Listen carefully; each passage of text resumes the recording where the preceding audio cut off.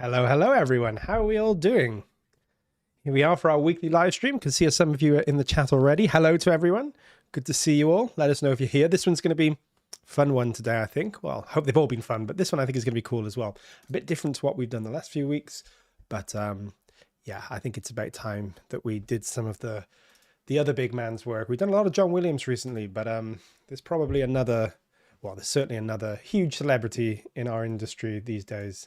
There's not that many, right? I mean, there's a lot of great composers. You know, us musicians and composers who geek out about this stuff certainly know a lot of them. But I mean, not many composers sort of leap into that world of general cultural zeitgeist. But I think this guy certainly does. I mean, he's selling out arenas and stadiums, right? Not many composers doing that. I'm barely selling out my local pub. Well, I mean, I'm not trying, but you know, if I was to try, I would probably be playing the local White Lion pub and playing my audio Imperia demos to a audience of 3 people or something. But this guy is playing to 50,000 people. We all know who I'm talking about. It's Hans Zimmer. We've been doing a lot of John Williams the last few weeks, and we thought maybe we'll just study kind of a very different composer, but equally relevant in the industry. Certainly over the last 20, 30 years or so, Hans Zimmer's pretty much dominated. He's been responsible for some of the most famous and impactful scores, worked with some of the biggest directors, worked on some of the biggest films, shows zero signs of slowing down. So we thought we would have a little look at some of his techniques today. Hello, Adrian. Thank you for joining us. And a hello to Peter as well. And everyone else, French Trooper, Nate the Great, Mosi and Detva, some fan. I'm not sure how to pronounce that. Correct me if I pronounce anything wrong. Spell it out for me because I'm useless at this stuff. So yes, but hello to everyone who's with us at the moment. We'll wait a couple more minutes, then we'll get started today. Now, we're going to do a track from the Wonder Woman 1984 soundtrack. And I'm not, whereas some of the other stuff we've done in the last few weeks, I've transcribed from actual sheet music and been quite literal about how everything's put together. This, I've just sort of, it's fairly close to the original, but I've not transcribed it from anything. It's just all from ear. So we're going to have some fun with it. It doesn't have to be perfect. We're not looking to be exact. We're just going to take some of the key elements, break them down, have a look at the kinds of things that Hans Zimmer does, maybe look at some of the differences from maybe the old sort of Hollywood composing to new Hollywood composing, and what a huge impact Hans Zimmer's had on how the Hollywood composing styles developed over the last 2 or 3 decades. And yeah, and then we're just going to have some fun mocking up a piece that I think is a really great piece. I think this is actually one of his best soundtracks in recent memory. I mean, it's sort of, I think the film fell by the radar slightly. You know, I mean, it was obviously still a huge film, but maybe as superhero films go, it wasn't quite as impactful as some of the others. But great soundtrack, really, really good. So I'm excited to kind of get into this today and do some of these themes. Yeah, so we'll just wait another 30 seconds or so, then we'll get started. No need to hang around or anything today. There's not any housekeeping as such. There may be something that we can discuss Maestro related pretty soon, but we'll wait for that. In the meantime, we will just sort of get started with the music. And we're going to sort of look at some of the techniques that Hans Zimmer uses, and a lot of modern composers use, because to be honest, Hans Zimmer is one of the key sort of characters who have rewritten the rule book and set the template for how modern composers think.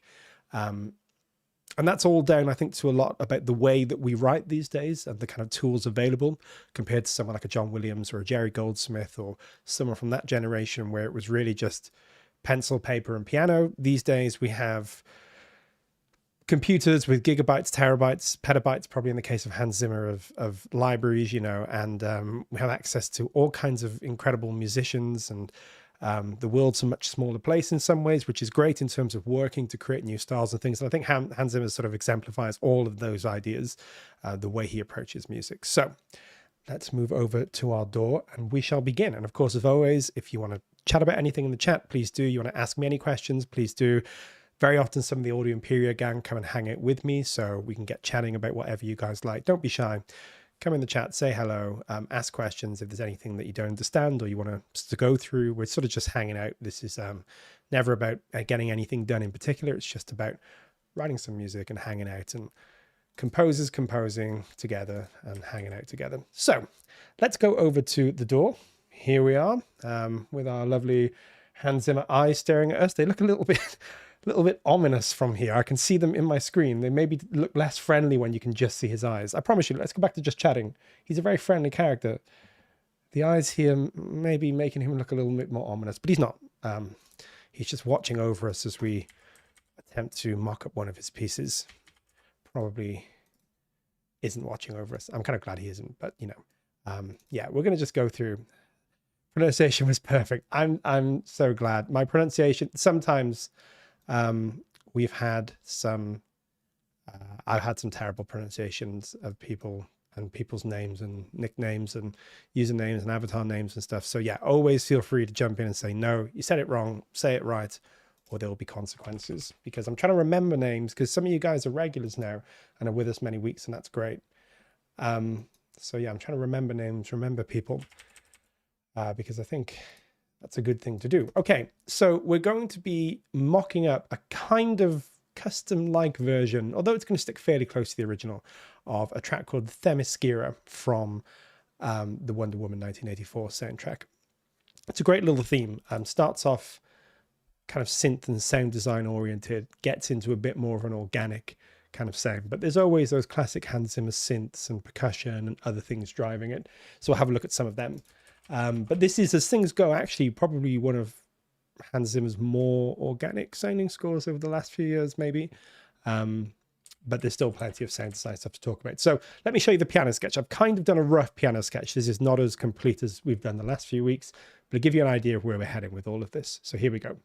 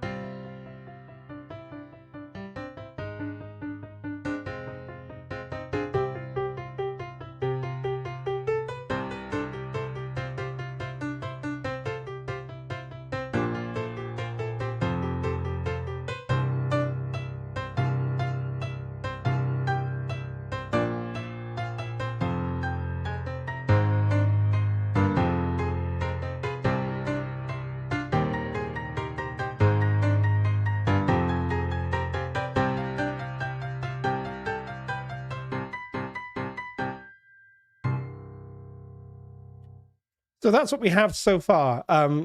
there's a few things that we're going to have to work out as we go. As I say, I'm transcribing all of this from here. I don't have any sheet music or anything. So I'm not going to try and aim to get this completely perfect. I'm just trying to get the spirit of it, and maybe we'll put our own little spin on it as we go. But we are going to try and capture some of the things that Hans Zimmer does quite often in his music, because that's kind of what we're looking to teach today, I guess. So yeah, sounds a bit weird at the moment, particularly the opening, because it's a lot more sound design driven than maybe stuff like John Williams, which kind of lifts off, even in piano mode, kind of lifts straight off, and you can hear everything that's going on with this. It seems sparser and maybe a little more confusing at first, but I think as we layer things up, we're going to be able to get this sounding pretty good. And I'm going to give myself a kind of extra challenge, if you like, today. I'm going to be using just a handful of libraries, mostly Nucleus.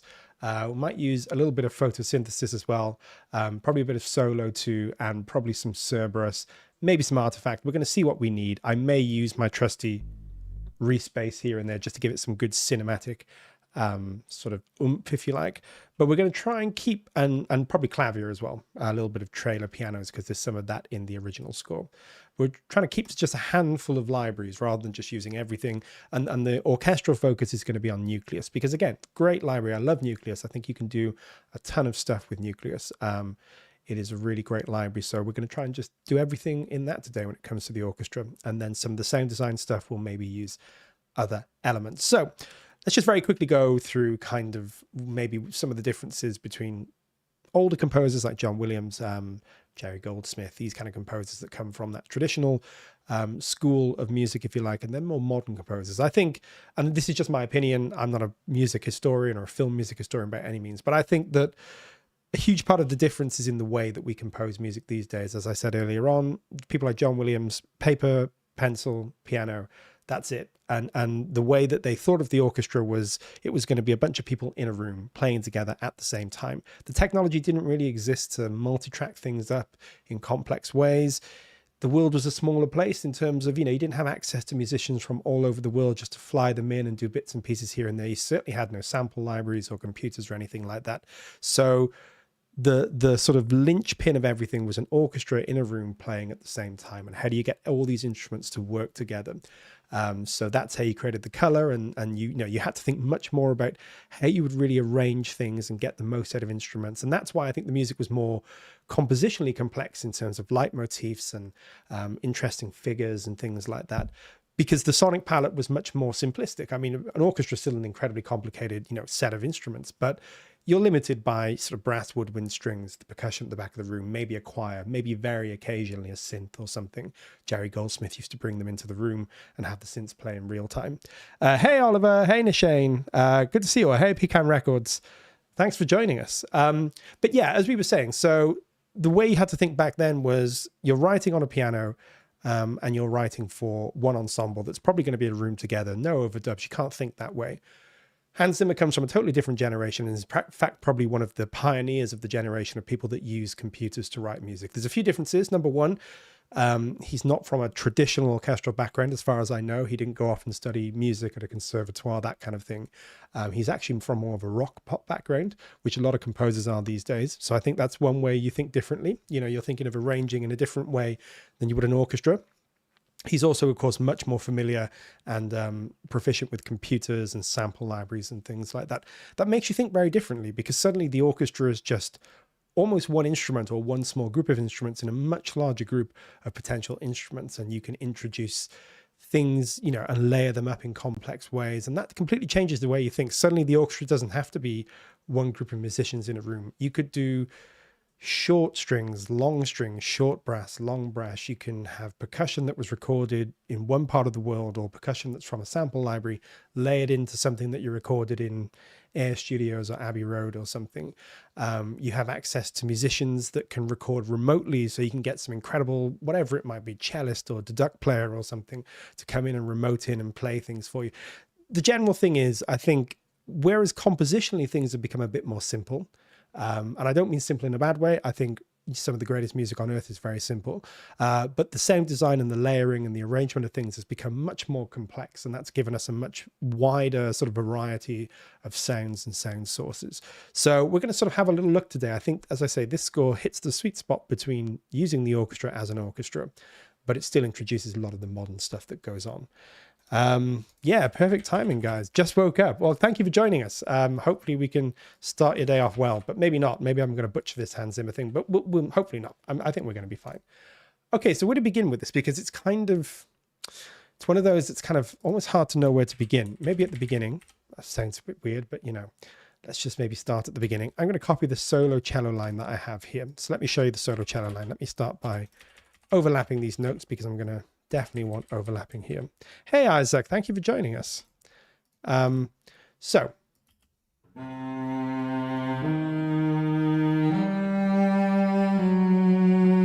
nice kind of augmented stuff going on there. We're in C. Then you've got this. It's like an augmented C, diminished. Oh my goodness. The music police are going to come get me. Diminished. Flattened fifth. Here's a normal fifth. And then it flattens into this. So it's this really nice start. But what's happened is we're going to start right with exactly what we were talking about. This solo cello is treated with a lot of reverb, maybe a bit of delay as well. So we're going to get that in there. We're going to get a big hall on here. Maybe put that around there. And we get black hole as well, which is a kind of special effects reverb. Put that on there. Hey, Peter, good to see you. Thanks for joining us. We've got a great crowd in today. Thank you to everybody who's with us. Hopefully this will be fun today.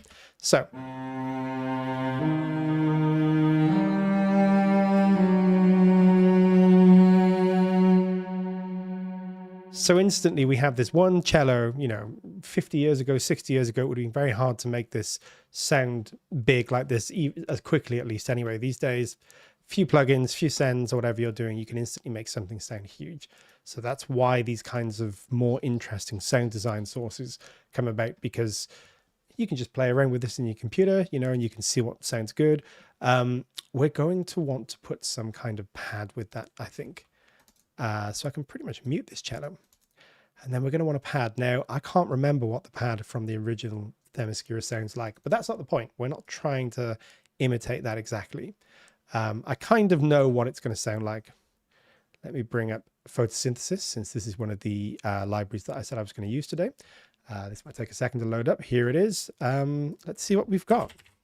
Here's photosynthesis. Let's go to our pads. Now there's loads of great stuff in here, but I'm just trying to think. Maybe this one. This is one. No, I'm looking for something more kind of open. I don't really know what it is though, but airy. Yeah, maybe this one. Let's try a couple more. Dreamless sounds good. That sounds like it could be good. No, that's too textural. Ancient Sky. I mean, Wonder Woman's pretty ancient, right?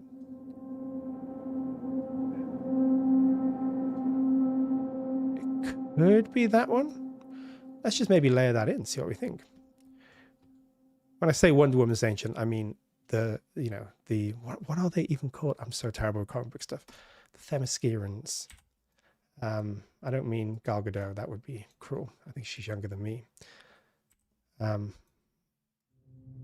Okay. Great thing about photosynthesis is the pads just have so much beautiful evolution in. Hey, maybe we could try layering two pads. Sometimes you layer pads, right? You're getting something you like out of one pad, something you like out of another pad. So why am I limiting myself? We're talking about what people like Hans Zimmer do, how they can use all these extra sound design elements. Why don't we make use of that today? Hey, Bannerman, just woke up. I actually have Hans Zimmer's signature synth. Wow, that's cool. Yeah, that's very cool. I have nothing of Hans Zimmer. I have an old piano book of Gladiator. And Gladiator's a great score, right? But there was like a piano book from like 20 years ago that I got. I don't have any synths. Yeah, that's nice. See how we're getting like best of both worlds. So what I'm going to do is just quickly block in the intro, and then we're going to get to the good stuff. Then we'll probably come back to the intro, and then we'll try and figure out what we want to do with it. But I think already this is going to start sounding good with just two instruments that we chucked in pretty quickly. Let's go up to, I think, around here with our intro stuff. Again, we'll finesse all this as we go. So we're going to come up to about here. I'm just going to grab these and move them up to around there. And that's kind of where we want to be. Let's have a listen to what we've got just as a starting point. Oh, we don't want that weird synth.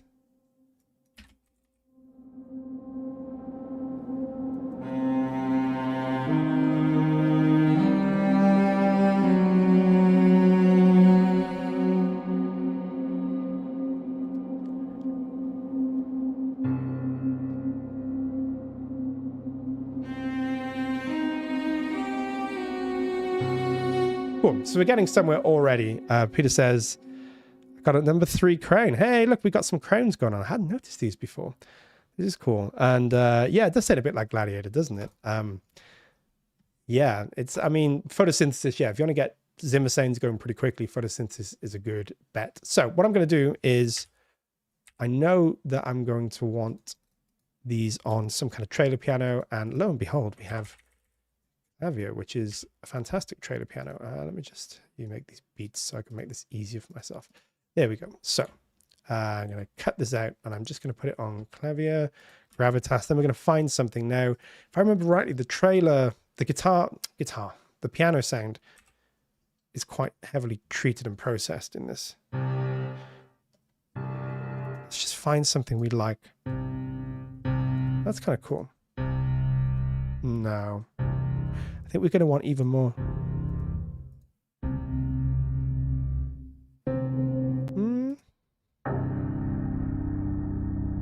That's kind of cool, right? I don't know if it's that.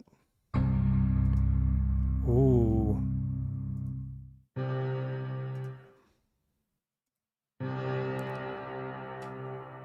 Harrison says, is it possible if you share the piano for these mock-ups? Yes, maybe not all of them, but certainly some of them. If you join our Discord, I promise you, I know I've been saying this, but I promise you that I'm going to be putting some stuff on the Discord very soon, including maybe this one. But yes, we will. That's definitely something that I've been wanting to do. And I just need to get around and do these things. Oh, you know what? But thank you, Harrison, for reminding me, because I do really want to do that. And yes, if you join our Discord, and the sort of instructions on how to do that will be in the description below. It's obviously free. It's going to be a great community for people. I'm going to start posting in there more this week, which is great for me. Okay, cool. That's pretty cool. So yeah, and that's where I'll post stuff for people who are in our Discord who want to maybe look at the mock-ups that I do and then go off and improve them or do their own thing to them. Okay, let's listen to what we've got.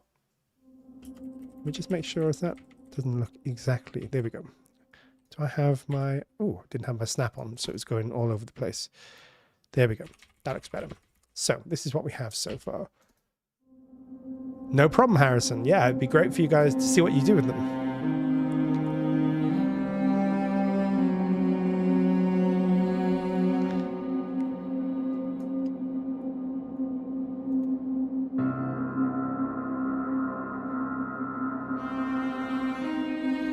Cool. Okay, so this is starting to come together. Ollie says, if I forget, I need a forfeit. I'm definitely not going to forget. I'm definitely not going to forget. I'm not the forgetful type. That's not true, but I won't forget. I've cleaned everything up. It's all good to send to you guys. I just, we've been busy the last few weeks on something that you guys will know more about very soon, which I'm very excited about. And that's why I have good reasons. I promise you. Ollie, you know that. I have good reasons. You know we've been busy. Yeah, so all be revealed very soon.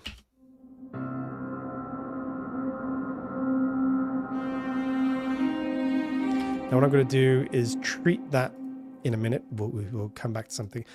I like that, but I think we're going to want to double it up, right? We're missing a bit of bass, a bit of oomph.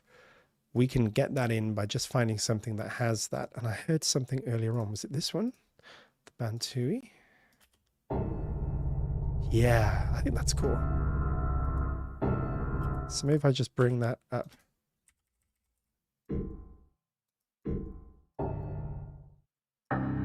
Yeah, maybe if I just do an octave up. Let's just try that. Bannerman says new library. My lips are sealed. Maybe a little more maestro related, but you're going to have to wait and see, guys. We're very, very close to revealing everything. It's really cool. I'm really excited.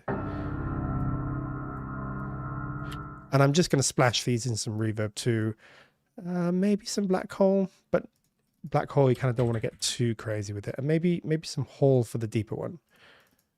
So we're not getting too much. But that's just going to put everything in an ambience. This is quite reverb heavy.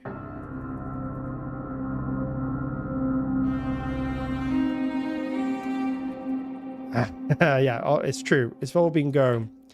We've been busy bears. But it's been very, very cool. Stream 24/7. Oh my goodness me. Maybe we should do a marathon stream at some point. What do you guys think of a marathon stream? We've discussed the idea of maybe doing it, but then I don't know that seeing more of my face and hearing more of my music is really what anybody deserves in this world. If you check our Instagram or our YouTube shorts, you can have a quick sneak peek. That's true. I only just noticed the time. Yeah, so don't all leave at once though, because we've got a good crowd. Open a new window or use your phone if you're not on your phone. Otherwise, everyone will leave. Or make sure you come back if you leave. You're allowed to leave, of course. I can't stop you. But yeah, go and have a little look. And I'm very excited about it. Okay.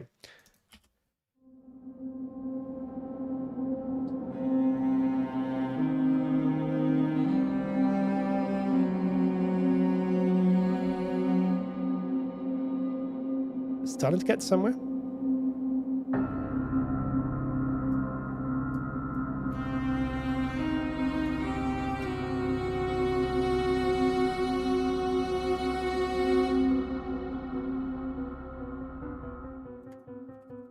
Cool. That's starting to come together. Maybe let's just save this, move on, start to get some of the orchestral elements in, because we can always come back and finesse sort of these parts. What's going to be harder is just getting our orchestra up and running, I think. So let's have a look and see. Let's start by something else I'm going to say here as well is that you can see in this particular thing, I've separated our longs and shorts out. Another very common thing in modern orchestral composing. As we were saying back in the day, John Williams, hardly any overdubs. There was really no technical ability to do so, or it's very difficult. Hardly any overdubs. You'd maybe overdub a particular soloist or something. These days, overdubs are very common. You record with orchestras, maybe multiple passes of things. And we tend to think a lot more in terms of longs and shorts. So I've separated things out that way for this particular cue, because it's a very... The strings have obviously been recorded in two different passes, one for longs, one for shorts. That's a very common technique these days. Some people record everything in multiple passes, melody, long, shorts, whatever it might be. But we think much differently about things these days than how we might have done in John Williams' days, when it was, you really weren't thinking about being able to split the orchestra out. There was no ability to do that. Let me just reload this, because sometimes it goes a bit funky. Hey, Glyn, at least it's tomorrow and not like in a week. Yes, that's true. You don't have to wait long to be put out of your misery as to what it is. Our lips are sealed, Adrian. Yes, we can't say anything. The Audio Imperia snipers are everywhere. Game announcements, could learn a thing or two from the sample library world. Yeah, that's certainly true.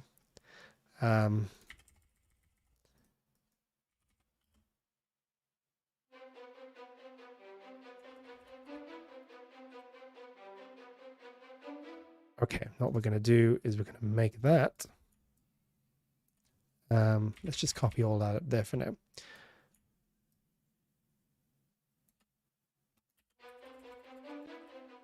Can't wait to see what James Gunn does with Wonder Woman. That's a good point. I hadn't even thought of that. I haven't seen the new Superman yet either. Is it good, guys? So much I plan not to make any purchases this month. Can I apply to be an Audio Imperia sniper? You probably can. You probably can. I shall ask Jan if there's any positions available, but you know, there's so much going on that we probably do need to make sure that nothing comes out. Disney's copyright team or Warner Brothers, whoever it might be, will have nothing on ours. We're watertight. If you remember, guys, I think some of you were with me right at the beginning when we started our first streams. And we were talking about all the cool stuff they had in the pipeline, and it's all been brewing until this point. So yesterday, pretty good, I thought. Solid 7.5 out of 10 for me. That's cool. Yeah, I haven't seen it, but I am looking forward to checking it out when I can. Okay, so let's put the spiccato as well. and then come in here and then do this. I'm just going to join everything up. This is all a bit of a mess at the moment, but we're going to start making sense of some of this soon. Okay. So all these top lines are probably going to be our first violins. As I said, I haven't thought too much about orchestration yet. But as we go through, we will figure it out.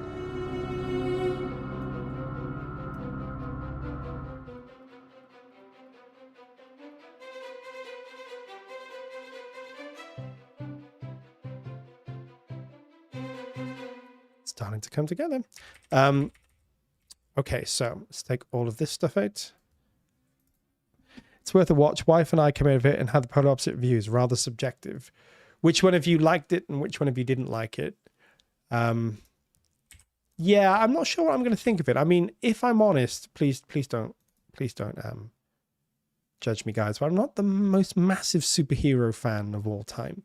But I am kind of interested to see, you know, it's an interesting thing that James Gunn is doing this whole sort of rebooting, I suppose, this DC universe. I'm interested to see what he's going to do. And it's obviously a very different take to Zack Snyder's.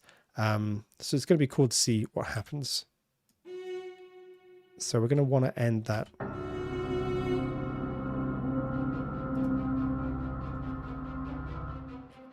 Yeah, something like that. And we're maybe going to want to bring these back. We'll fix all this up as we go. Okay.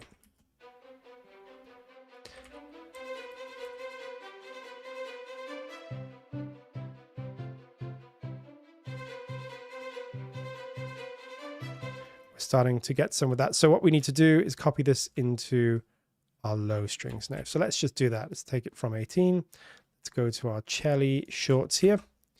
Open them up, make sure they're spiccato. They're really the only shorts we got other than pizzicato, but I think they're going to more than do for today. I like this, probably going to do well enough to see the rest of his DCU. Yeah, that's it. I'm interested in seeing just what somebody does. Okay, so let's start just cleaning this up very quickly because we know we're not going to need any of this stuff here, but we are going to need this part at the beginning.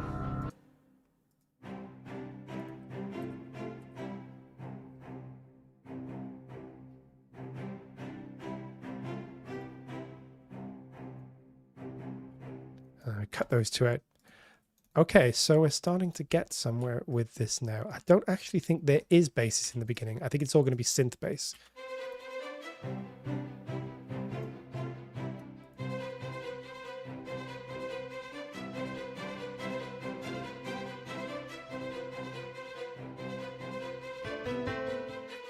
Nice. Okay, so let's just have a little look at a little review of where we are at the moment. We've got a long way to go, but we're getting somewhere with it. I like the way the violins are sitting on this. Has that nippy, quick nippy feel of the original. Yeah, I agree. I mean, Nucleus is just great at capturing that kind of feel, I think. And it's really interesting. I mean, was it Alan Mayerson? He's a great score mixer. I think he actually did Wonder Woman, certainly the original Wonder Woman. Bit of a legend in the industry. But he said about the short strings, he thinks of them, because he's from a rock background as well, like a New York rock background. And he said he thinks of the short strings as like hi-hats in like a rock piece. And it's true. That's how I think a lot of composers think these days. Again, John Williams certainly did short strings and ostinatos and arpeggios and short string kind of propulsion stuff. But because it was an orchestra in a room, they were much less powerful and punchy because, of course, they had to compete with woodwinds and percussion and brass, certainly brass. So less of the music from that period is as propulsive and kind of rhythmic, perhaps, in terms of these kind of rhythmic cells. These days, it's much more percussion and rhythm driven, I think. So yeah, you notice that a lot in Hans Zimmer's music. It's much more kind of percussion and rhythm oriented. So here we go. We've got this nice little ambient intro, cool cello. Let's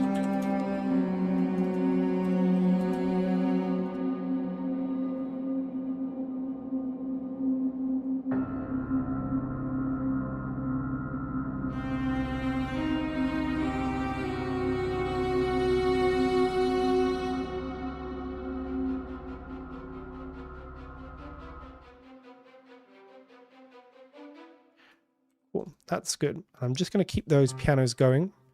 I'm just going to do a little bit of mixing to sort of dip them down. It's like as the strings start, we don't, sort of everything else leaves, if you like, at least for the time being. Probably bring it back in at some point. So yeah, maybe something like that. Maybe they'll start a bit there actually. And it'll be a gentle. We don't want to be too aggressive with this. We're just going to dip them down.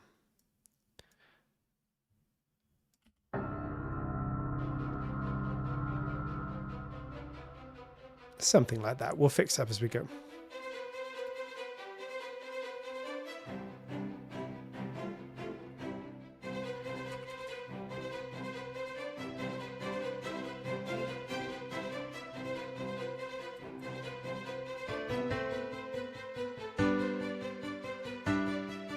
And then we have these low strings, which I think are all going to be cello, like almost like a divided cello. But we're obviously going to put them on our cello long. We're separating these out because, again, these would almost be recorded in 2 passes normally. Hey, no problem, Harrison. Thank you so much. Yeah, I hope you watch the replay. And yes, join our Discord. I will try and get as many files as I can to you because I'm really keen to do that. So let's have a little listen to this. So we're in the right track.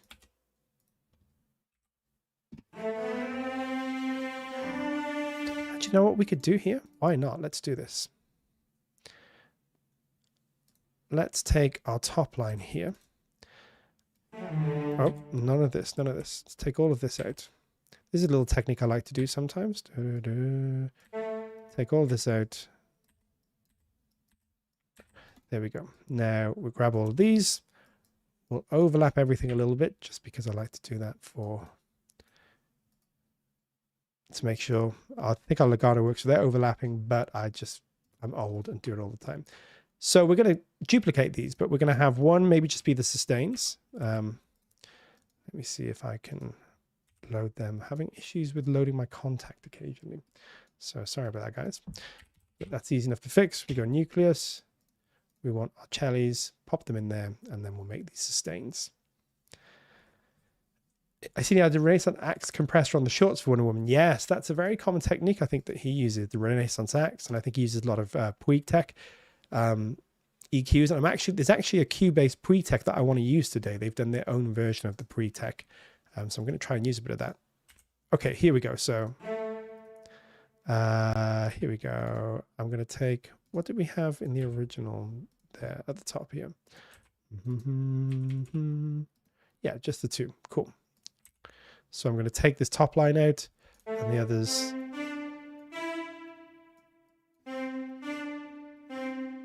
Doing that thing again. Okay, make that kind of a bit quieter. We'll work on the dynamics as we go.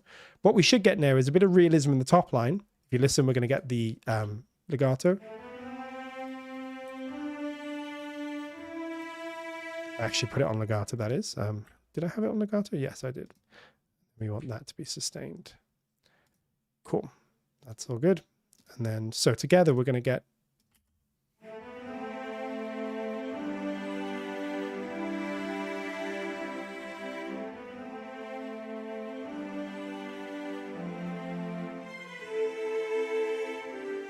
same thing here. Take all this top line out. We don't need it in the sustains. And then we'll fix that as we go. And then we'll do a bit of work on the modulation as we go. Can't wait. I can't agree more. We'll have to keep waiting. It's crazy if they really didn't nail it the first time with the animated shows. Looking forward to that, the Puig Tech. Yeah, we'll give it a go. I haven't used it yet. Not once. So could be not great. Could be brilliant.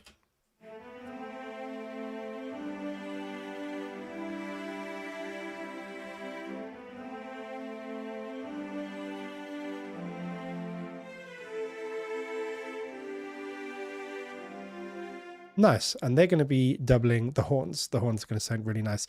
I'm going to go ahead and put some more reverb on our strings. In fact, I might take this whole off. I'm going to go and put, we have a Seventh Heaven reverb, which I really love. This is quite a reverby piece. It's quite minimal, but we need it to sound big, so. But again, we're only putting this on the longs for now. We'll treat the short strings, as you can see, I've got them going to a separate bus, maybe differently. We'll see. Maybe we don't have to, but as we were just talking about, where sometimes someone like Alan Mayerson will treat the short strings slightly more with distortion and EQ, we may end up doing the same. The chats in these streams always veer off topic. Hey, there is no off topic here. It's all good. I just want people to hang out, have some fun. If we end up talking about something completely random, that's fine. But we do get around the topics, I agree, Peter. And it's not always strictly music related. That's fine. Okay.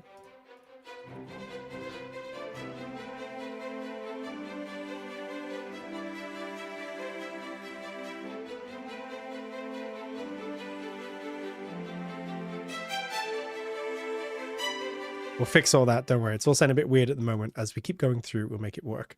Okay, we're going to do the same with our brass. Brass is really where it shines here. We're going to come in. We're going to duplicate our horns because we can. Why not? Fun fact, Hans Zimmer has his own virtual scores that help him in the studio. Also, fact, he uses VST is true. It's not just organic orchestra. It's very true. Yes, very, very true. Hans has quite the enviable VST collection. Not that I know personally, I don't know Hans, but you know, I know what he has, and I know that it's pretty good, and a lot of it is very much his own. So he gets to play with his own custom-made stuff all day, in addition to probably every sample library that's ever existed, because it's Hans, right? I mean, he's got pretty much everything that there is to get, I think, as a musician. Composer. I mean, as we say, he's just sort of doing the side quests now, right? It's like he's done all the huge films. He carries on doing them. He's going to be doing June soon. What else has he done recently? Can't even keep up with the amount of stuff that he does because he's just so prolific. Okay, so let's go back and see, make these sustained. Make sure that our velocity, sorry, our modulation is sort of here. We don't want it to be too loud. This is a fairly quiet section, so we don't want everything up at forte.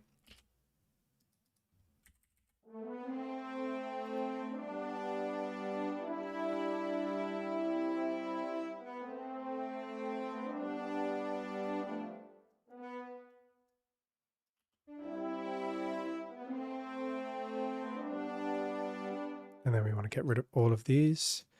We only want one line in the legatos, so maybe I'll just delete all these, just make things nice and clearer. He did F1 recently. Of course he did, yes. That little film with, I don't know, some guy, Brad Pitt. Who are these people? You know, I mean, but yeah, he did do F1.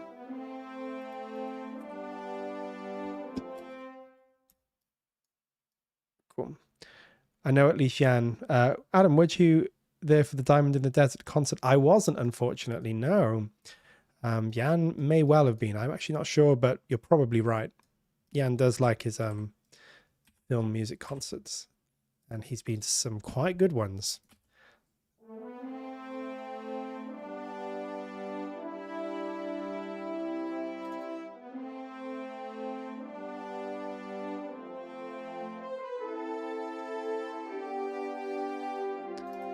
This will do for now. Again, not the best program, but we're just getting everything in. Peter says, Hans Zimmer's production is rather unconventional. Left, right violins, cellos, bassist sits smack in the middle. Very true. Yeah, he uses an orthodox. I mean, this goes back again to modern production. You know, back in the day, most composers would use the traditional symphonic orchestral seating positions, and that's how the orchestra would line up. These days, you do what you like. You can have, you know, your basses up in the gallery somewhere if you wanted to, or, you know, you can have 80 violins or 25 basses. Everyone is using orchestras in very unique ways, which I think is great. I mean, it's a really cool thing, right? It's how we're getting all these kind of fresh and interesting takes on things. But you're right, Hans Zimmer in particular, I think he loves to work with a different seating arrangement. I also think he's not a huge user of violas. I'm sure he has used them at points, but if I remember rightly, violas don't feature that prominently in a lot of his stuff. Let's put some reverb on here.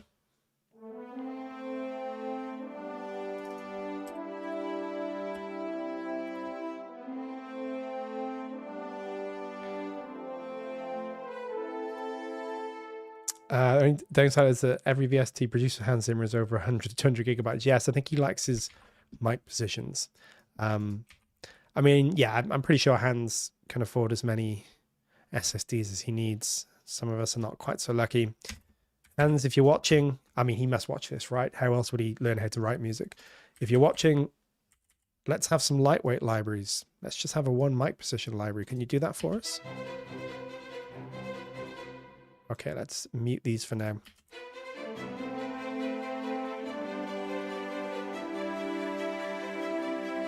Nice. And we're going to just, I'm just going to make this a little bit more gentle. It really sort of swells in this piece. I'm going to make everything a little bit at a time as well. I could play this in again, but I'm being lazy. But I don't want this to sound too perfect. I want everything a little bit at a time. Because this is like a more delicate section, right? It's like we want to draw attention to how sort of real this is going to sound, if you like. And I'm going to do the same thing. Sort of swell these in a bit. Something like that. Just writing this in based on kind of what I imagine.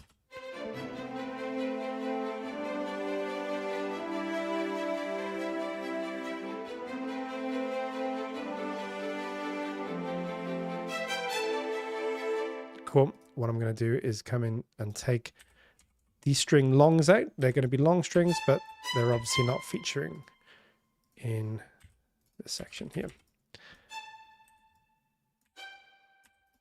Tell me about it. I'm over 10 terabytes of libraries. The Hans Zimmer stuff's very nice. Use it all the time. Have a feeling that's reflective of RCP's production vibes, where terabyte storage mean nothing to them. I think so too.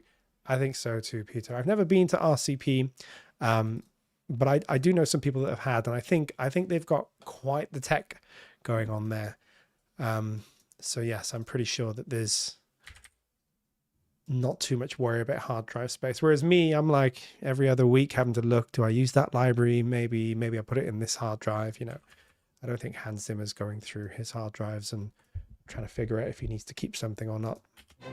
Maybe he is though. I mean, I'm making a lot of this up. Maybe he's sat right now agonizing over which libraries to keep. Well, he can't be doing that because he's obviously watching the stream.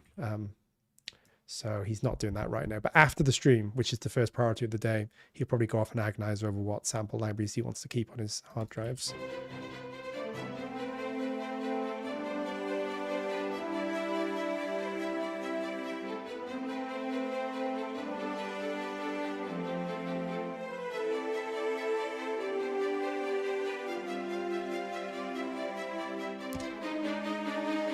We're starting to get some with this now. So let's maybe... Hans, please use the chat. We know that you're here. Yeah, that he's hanging on watching for an Amazon sale on an 8 TB SSD. Nah, I can't imagine he's too worried about those things. I mean, but again, I don't know. Maybe he is.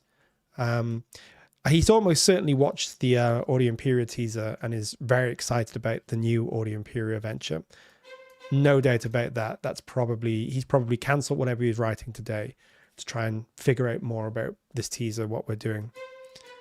I can only imagine it's completely upended the Hollywood world at the moment. John Powell, Hans Zimmer, you know, Gregson Williams, all of them, they just stopped. They can't work today. They're too excited. I don't blame them. I'm very excited about it. So yeah, Hans, I promise you'll know more tomorrow. It's worth the wait.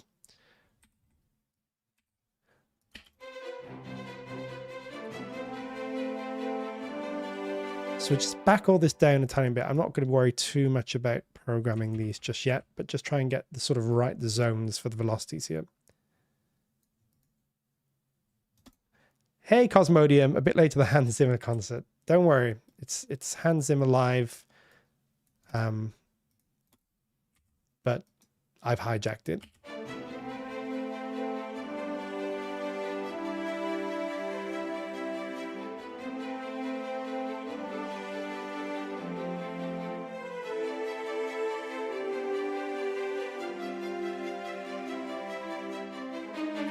Okay, so we're starting to get somewhere with this now.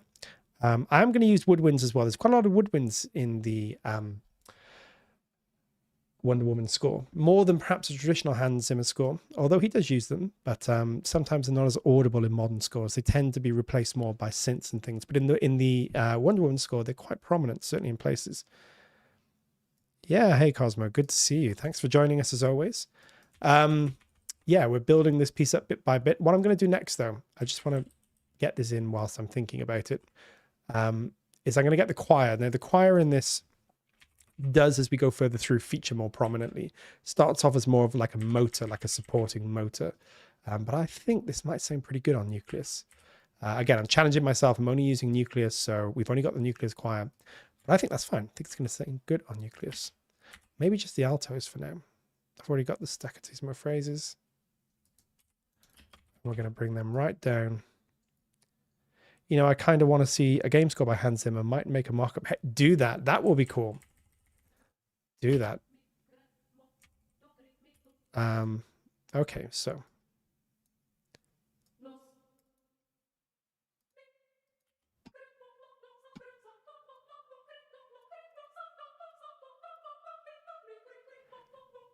So sound a bit weird by themselves.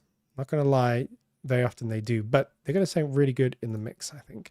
And again, they're not that loud in the original piece, if I remember. Certainly not at this point. Let's get that the right way. I'm going to bathe them a bit of reverb, though. We definitely want them sort of a bit further back.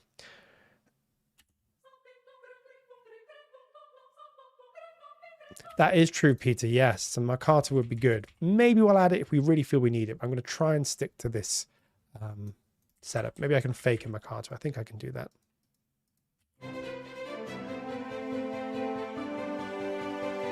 Nice. And then if I do the same thing in the altos, we should get quite a nice sound.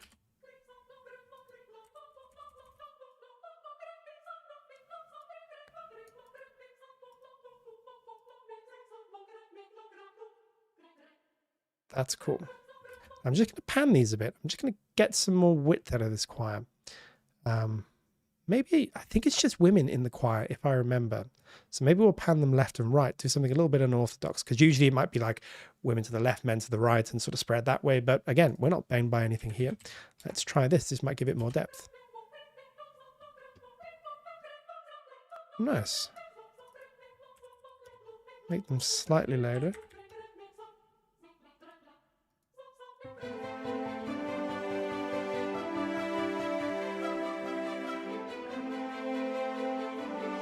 I think they're really working just where I kind of want them there, you know, so you don't really hear them, but you feel them.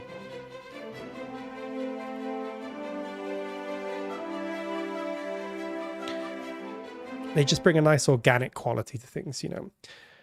To answer Percussion, Zebra and the Legend, yes, two great synths. I just hit 2 terabytes and completely overwhelmed. I know the feeling. I think I'm up to about 5 now. And yes, it does get complicated. Okay, let's see kind of where we're at, get a little review and then keep going.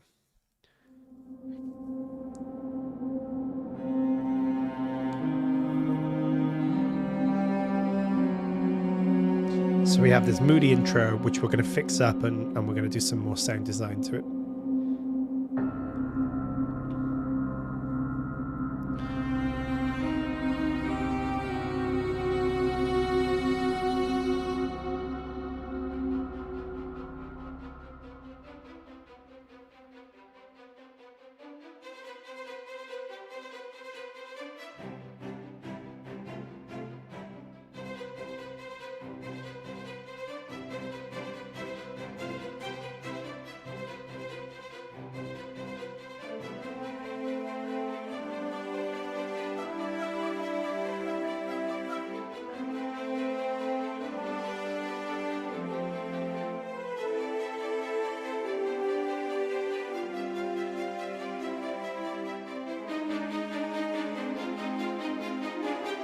And we got to do all that part.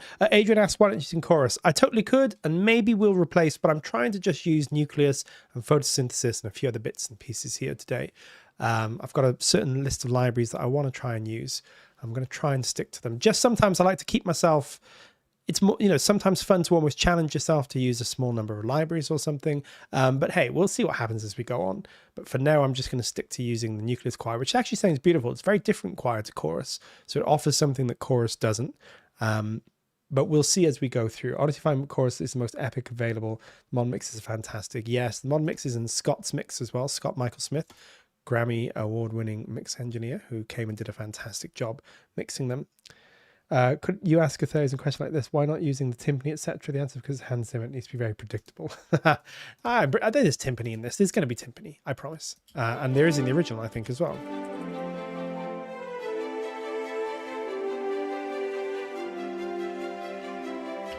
Okay, what we do need is some bottom end, which we'll maybe get to in a minute. Oh, the ones by Scott. Yeah, Scott did an incredible job. I used them too. They're just so wide and big. They sound great.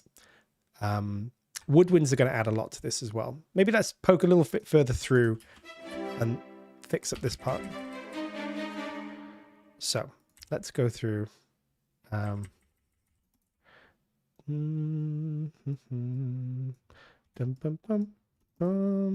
just going to mute these shorts here.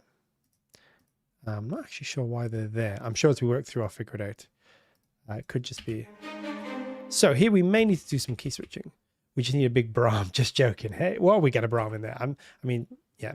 Although Hans says he doesn't create the Brahms. I think he's a little bit annoyed that he gets so associated with the Brahms. But I'm like, he did.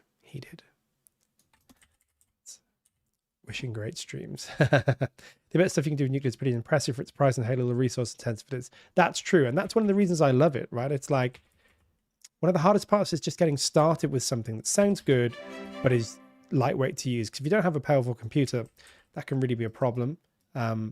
Nucleus is very small, but in a good way, you know, very small footprint, but sounds great, very easy to use, very flexible. Okay, so I'm going to do, even though these are our longs, I'm going to temporarily turn them short because we're doing something, a little phrasing with them, if you like. So that's fine. And then back to maybe sustains here. So let's just get this. We're going to want a little build up to that. Yes, Jaeger and Nucleus work great together. Jaeger's got a lot of good sound design as well, which is really useful. Same thing here. That little moment there, we'll get a little short in. And then back to the things.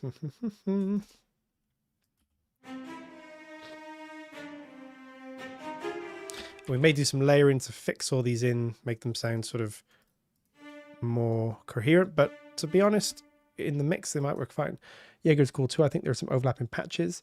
Only on Nucleus. There are some overlapping, if I remember. We do have some overlap between different libraries. But yes, Nucleus has the woodwind, which Jaeger definitely doesn't have, the choir. And then Jaeger obviously has more of the sound design elements. And we did an update on Jaeger last year as well, giving it a lot more sound design and cool stuff. Cool. And I'm just going to take that out of there. Oh, don't glue. So we got our little line going on there. I'm going to come in here. And we're going to take the top line out because we got that in our other cellos. And then we're going to take these out. Just have the bottom two notes there. And then we'll come back and revisit. But cool. That's what we want, I think.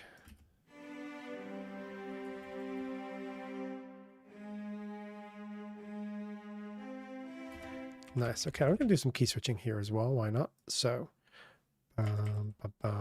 pretty simple line, but it's just harmony that we really need. So here it is. And then back to here.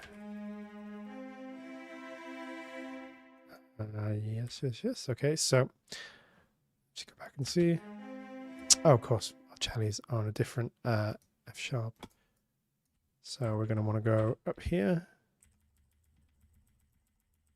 There we go. So I want the sustains.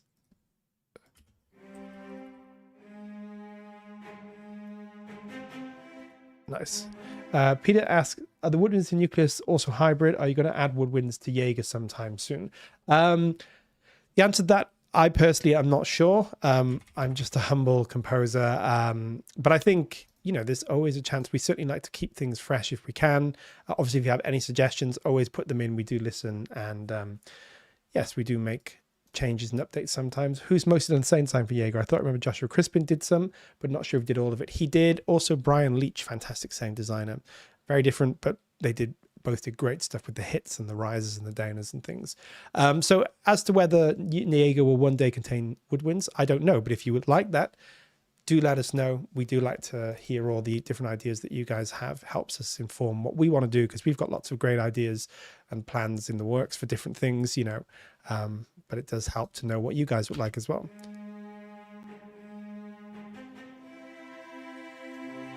Same thing here. We're going to go a little duck down. I'm going to get rid of that because we don't need that just yet. Okay, so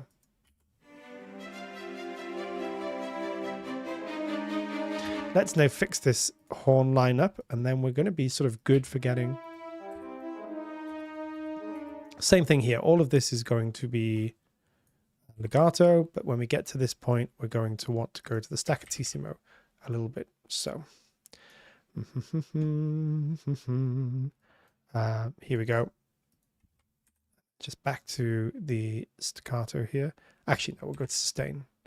Sorry, here.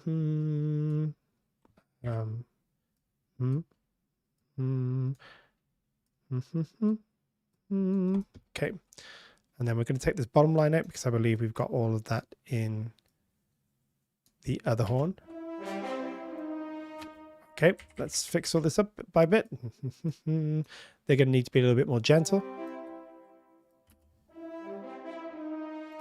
Great question, Kaya. Kaya's asked a really good question.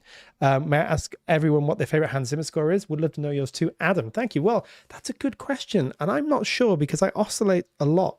Last Samurai is a really good one. Bit of an old one now, but great.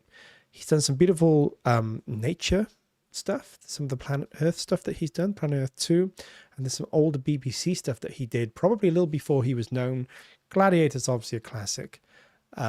Interstellar's a classic. Bits of Da Vinci Code are beautiful. There's a really great track called Chevaliers de Sangreal, which is a beautiful track. That's great. He's done some really good stuff, Hans. You know, he's done some really great stuff. June's not a bad shout. Yes, I definitely can understand anybody loving June. We listen to that a lot here. So June is a great one. I mean, he's done so much, right? It's like no, he didn't do Kingdom of Heaven. He did King Arthur though.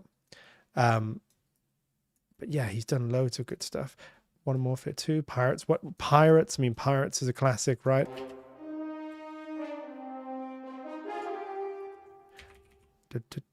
And same thing here, bit of a swell, back it down, get rid of these, and then we'll figure out the rest of it.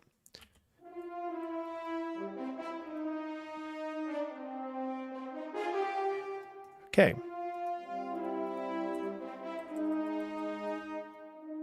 So we don't need any of the top line here, bum, bum, or any of that.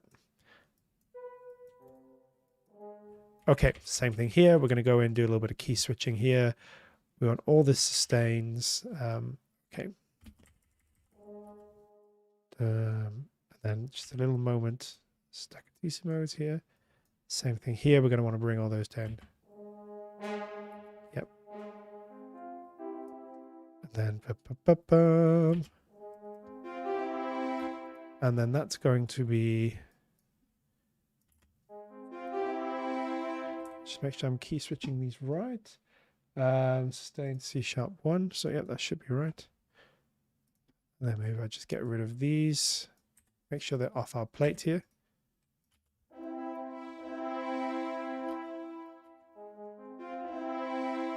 Yes, nice. Okay, cool. And then just make sure the culprit.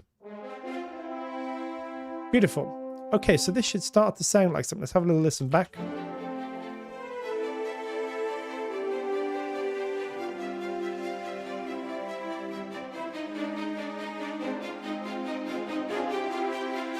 Okay, we're getting somewhere with this. But we're going to want to bring these up. It's not quite loud enough.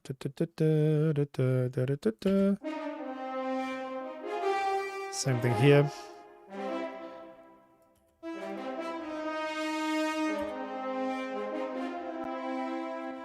Okay, up to about here, maybe something like that. Lion King's a great soundtrack. Modern Warfare 2 is my childhood. It was.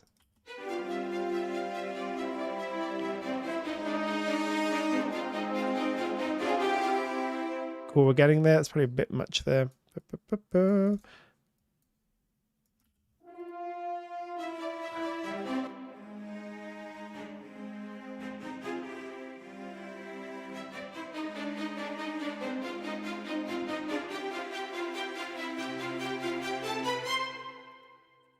Okay, get rid of that. Let's just have a little listen to where we're sort of at from this first section here.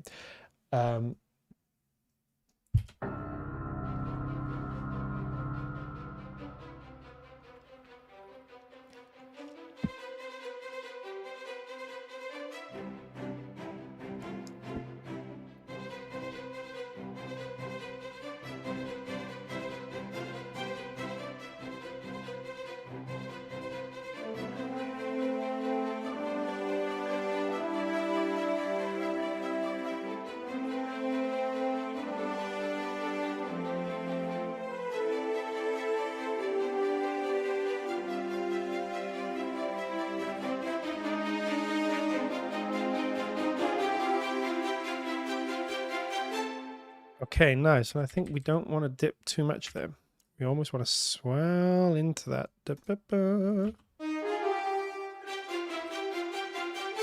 Same here. We're coming right back into that swell, and we want to get rid of that.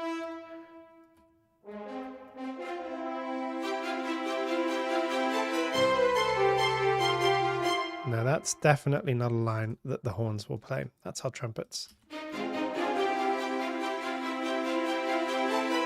Kev asked, do you leave the instruments in situ as they are or pan them yourself? Sometimes I would pan them. With Nucleus, you don't have to. Everything's sort of been recorded in situ. But if you want to make it a bit wider or you want a specific type of sort of arrangement, you could do that by panning things. I've done a little bit of panning on our choir today just to make it, you can see here, we got left and right, make it a bit wider because they're sort of the feature later on in the piece. So you'll see what that does. But no, I don't often pan with Nucleus. I quite like the way it is. Sometimes I want it a bit wider. I might pan a little bit. And maybe we'll do some panning as we get into the mixing of this. But that's a great question.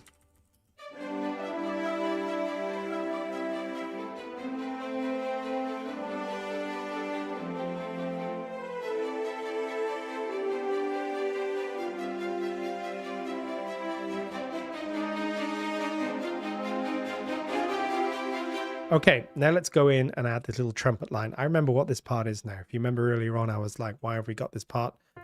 It's because I put all the brass on one track, and let me show you guys what is happening here. This will lead us nicely to our next section. Oh my goodness me. Sorry guys. Watch me try and pick up each one of these notes and fail. We're almost there. We're almost there. Did I do it? Yes. That must have been painful. It's like when you watch gamers, you know, they're streaming and they can't get past a level and you're like, do this, and they won't do it. And you're like, ah, that was me just then. Okay. So what we want is D-1. There it is. Here we go. Beautiful little line in the trumpets here. Really nice. This is pretty cool. So. And then it goes to this line here, which I'll copy from here. Really cool little moment in the trumpets here. This is quite, you know, this is good writing from Hans Zimmer. I mean,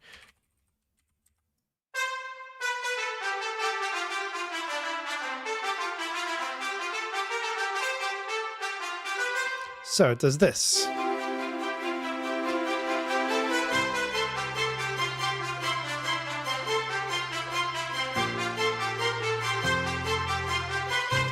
Nice. So maybe we'll bring it down, probably duck it down here a little bit like this. Grab these, sort of fade us in.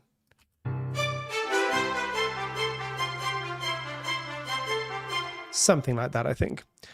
I don't like Modern Warfare 2, to be honest. You guys are talking about the games and the game soundtracks. The main theme has soul, I think, but I know what you mean.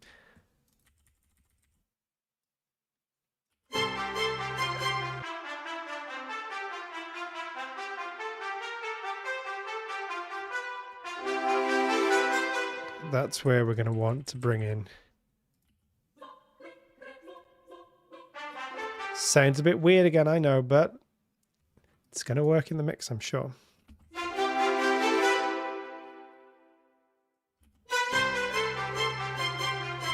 It's really going to have to get the volume out of those choirs later on as we go through. So what we might do is, I might just be lazy, boost these up massively and then bring them down earlier on. Oh, just being a bit lazy with my mixing here, but you know, it'll get us where we want to go.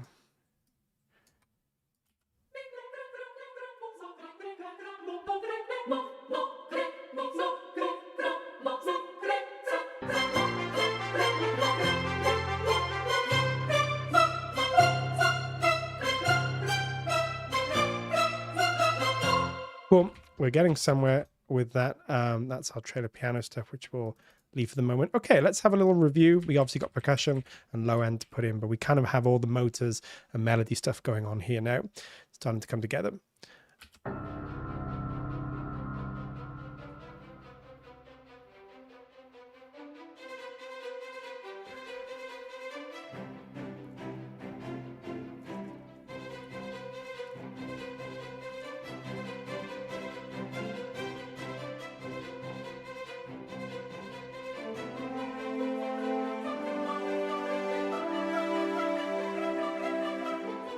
Okay, let's start putting in some low end. That's sounding good, but this is the point where we need to start bringing in some lower stuff.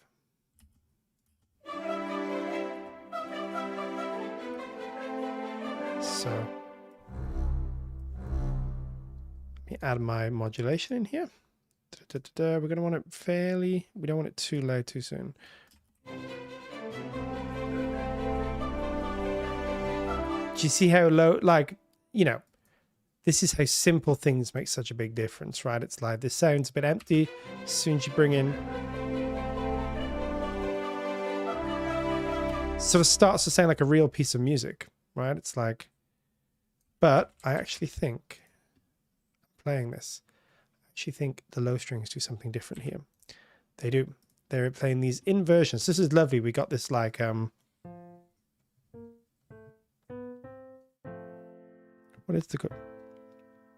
Yeah, so we got this nice little inverted line, like an A, but then we've got a G, but with a B in the bass. Let me show you what it sounds like.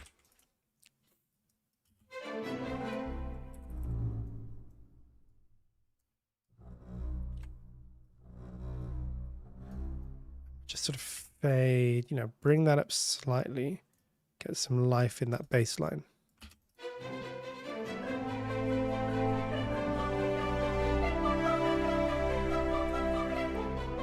Really lovely writing there. Something else that we haven't talked about is that this whole piece is in 7/8. Let me drag you back. Sorry, just watch me drag back.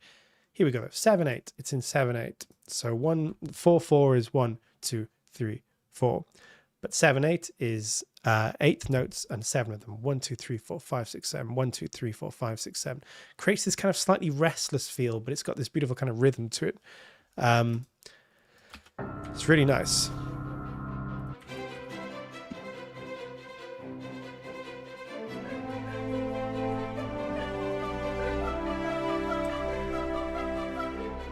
And then second time, the basses just follow the root notes. So really nice. It's really cool stuff. Second time we get this.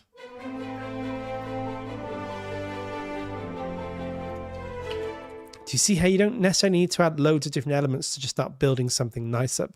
One of my nobody mentioned Crimson Tide, one of his best. Very, very cool one, Percussion. I agree. Yeah, Crimson Tide, The Rock, obviously. Great. What was it? Black Rain he did? Black Rain? Black Rain's a pretty good one. I think it's Black Rain, Michael Douglas. Thelma and Louise, really good. Blade Runner 2049, which I know is co-written with Benjamin Wallfish, but I really like that soundtrack. Tends to have a lot of impact with most of his scores. Inception, I shaped a lot of scores, sometimes added to any temp scores. It changed the trailer industry with the Brahms too. This is the thing, right? Sometimes Hans can be a little bit controversial. You know, people who maybe are a bit older say, oh, it's not as good as, you know, the John Williams and Jerry Goldsmith, and you can't write like those. And I don't think that misses the point of someone like Hans Zimmer. Yes, he might not be as technically, compositionally proficient as someone that's come from 5 years of, conservatoire training, but he's got a knack for sound and feel and emotion.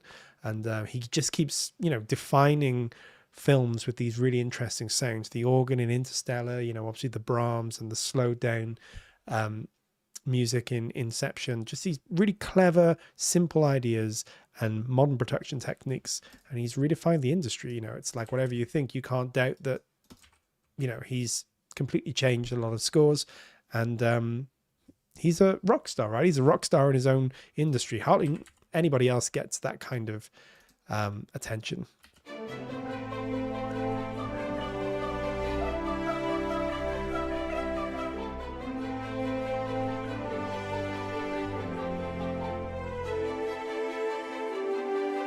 Okay, so we're getting somewhere with these now.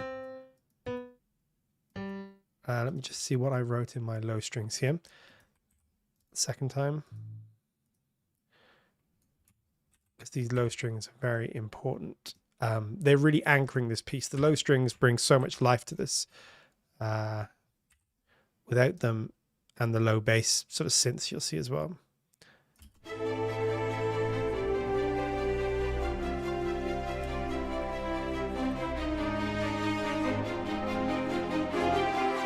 Really anchors that harmony. I think we go down here. That's where I'm going. I don't know if Hans went there, but that's where I'm going. Little dip and swell up. What that does is just going to help bring tension into the end of that as we move into the next phrase. Have a listen.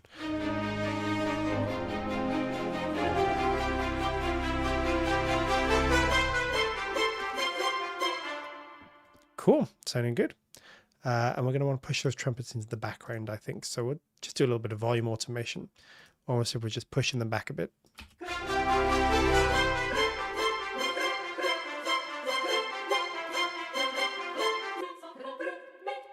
Cool. And we're going to just... I'm just going to do that for now. Get these nice and bright. And we're probably going to treat these as well, I'm going to guess. Yeah.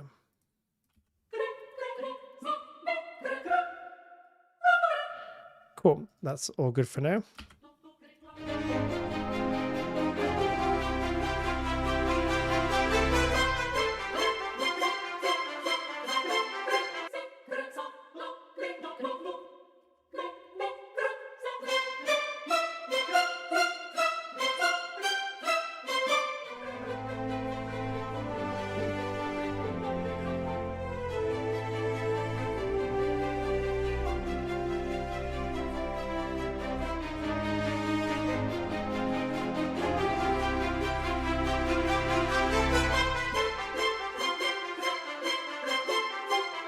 Nice. And then so we have this cool thing going on here in the basses. So I think it's actually basses drop out.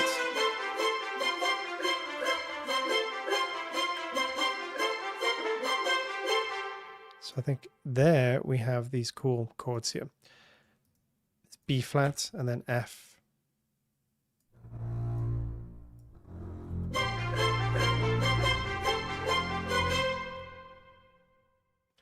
Peter says, classical scores have their place, but its approach to scoring is unique, which I find gives films a fresh soundscape. F1 in the IMAX for the score and sound was brilliant. Yeah, no one can deny that he just sort of gets modern sensibility, modern composing, modern sound design, just he's the man of the generation, right? There's a lot of great composers, but I think no one, has sort of been as much a part of the zeitgeist as him when it comes to film composing over the last 20 years, maybe 30 years.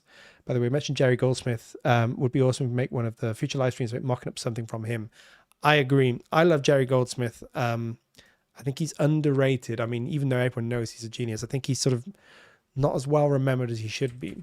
Had a huge impact on film composing. In fact, a lot of what he was doing paved the way for Hans Zimmer. The guy was using synths and sound design well before it was easy to do so. So much so you had to put the synths in the concert hall with the rest of the orchestra. You couldn't overdub them very easily, very often. He was using echoplexes and weird effect sounds and all kinds of, found sounds and scratching, metallic bowed stuff. a lot of techniques that were really cutting edge for the day. You know, he was putting them in film scores, and it's actually a really good point. Maybe we should do more on Jerry Goldsmith, because I don't think there would be a Hans Zimmer without people like Jerry Goldsmith that were really just looking for ways to boost the field, the sonic, you know, depth of the orchestra at a time when it was really hard to do that. You didn't have hundreds and hundreds of tracks and computers. You had to figure out how to do this in sheet music form and then hopefully make it work.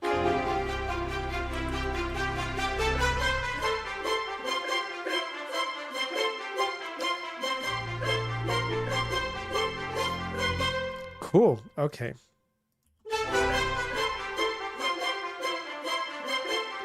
Okay. Let's just see where we're at. Oh. Absolutely say it's one of my favorite. Absolutely genius. I agree. What should we do? Star Trek, Alien, Planet of the Apes. I mean, all of these would be well worth a look at. So.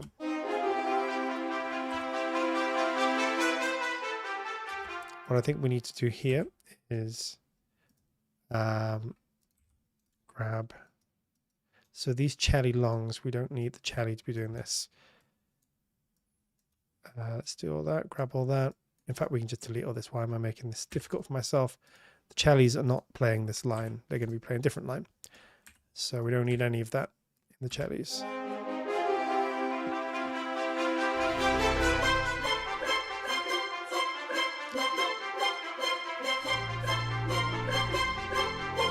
Alien would be great. I have the score.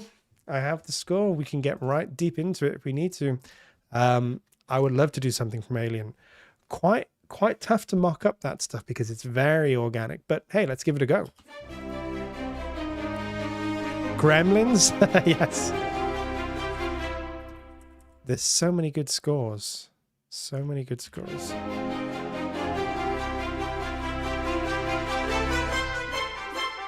Okay, I'm going to keep that going. So it's going to be down here.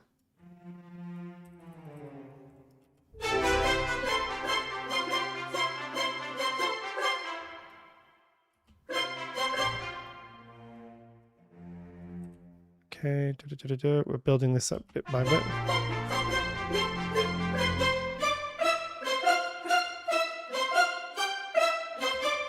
Okay, we're not doing too bad. We're not doing too bad. Let's have a look, go back to the beginning, see where we're sort of...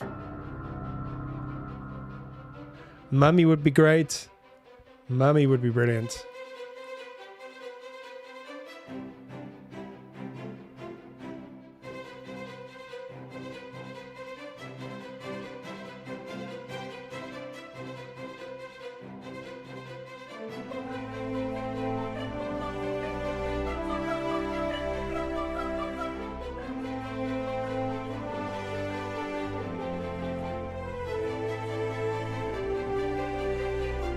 Okay, we have some string longs to put in here. Let's put them in, and then we can begin to start trying to sort of make this sound like a real track, adding some of the percussion and things like that.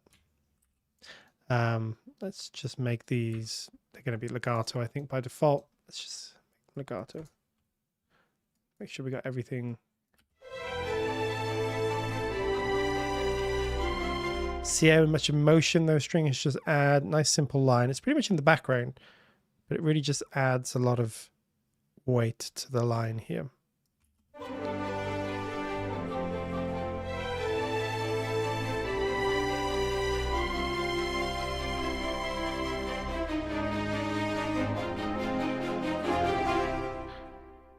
Cool. Starting to get somewhere with that.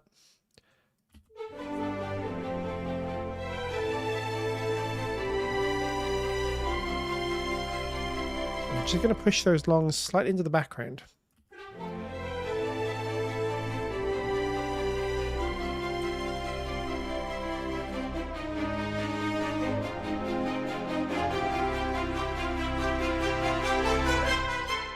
Starting to come together. Now what I'm going to do is grab these. I'm going to be lazy. I'm going to grab the nucleus bassoons. I'm going to turn them into our woodwind ensemble. Because the woodwinds add a lot of texture to this, but it's really just texture. They're not doing anything that the other instruments are not doing. They're being used as kind of support. So we're going to do the same, basically. And I'm not going to worry too much about the precise orchestration, because what I'm looking for is the texture. So let's call this woodwind ensemble, and then we should be able to get...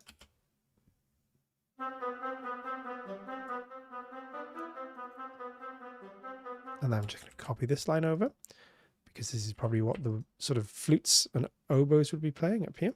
Again, just paste this in, glue it all together. Now we should be able to...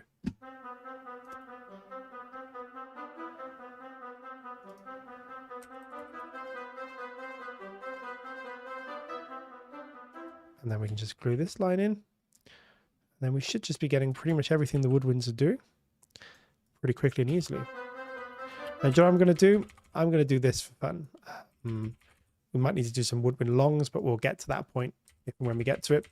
I'm going to take all of these. Oh, no, I don't know what that's all about. Something to do with Java. Don't know what's happening there. I had that horrible moment where I thought everything had gone wrong. I'm still online. Everything's fine. I'm going to grab all these, and I'm just going to random quantize them a tiny bit. Give this... Sometimes if you just take one section and make them a little bit random, it'll make everything else sort of sound a bit more realistic. See how I'm just moving this stuff around? Am I in the right? Yes. So this should now...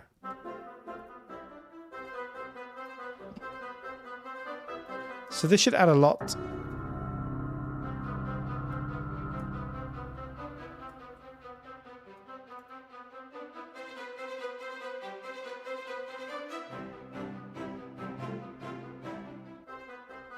One thing I'm going to want to do is give some reverb to these woodwinds. Push them back a little bit. I'm going to use the seventh heaven here again. Okay.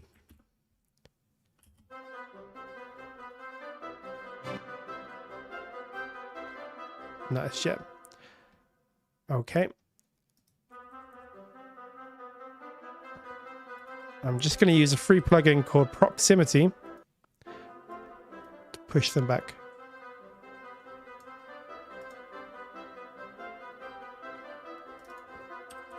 Go the other way. Okay, they should just help.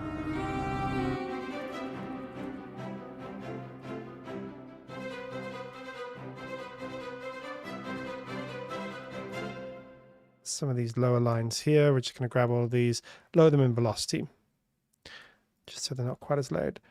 Pattern, yes, pattern's very cool.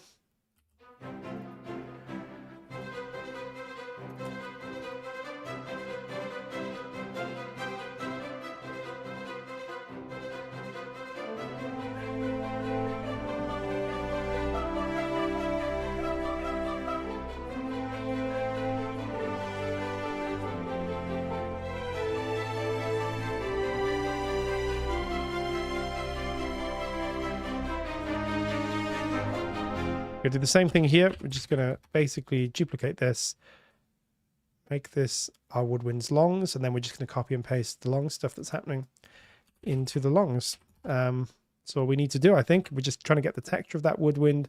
They don't need to be exact. They don't need to be doing exactly what the woodwinds are doing. So we come up here. I'm just going to copy the one line, pop that in here.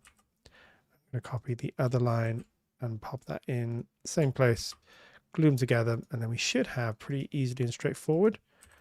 And I'm going to take the key switches out. We don't want them.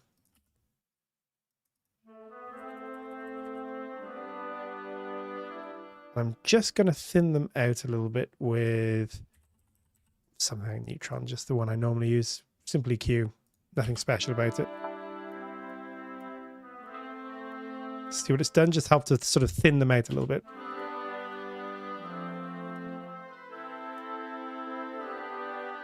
Push them back a tiny bit in the mix. They're going to add some weight.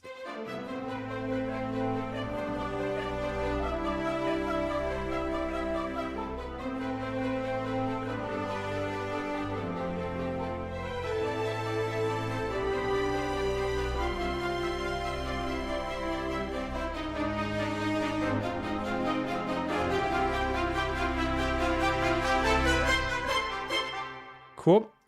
Now I think at this point here, we're going to want to add some trombones.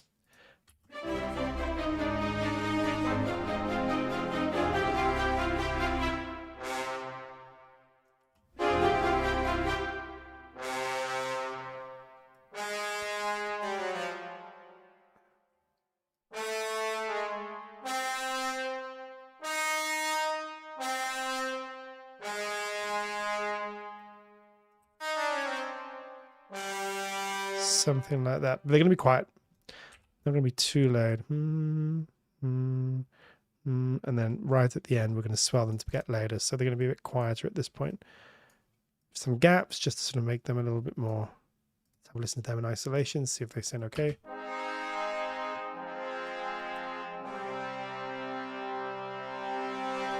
I think that will work. Oh, cool.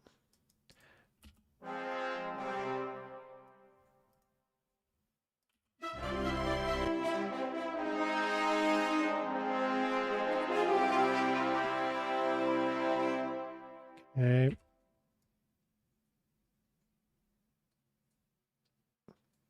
So.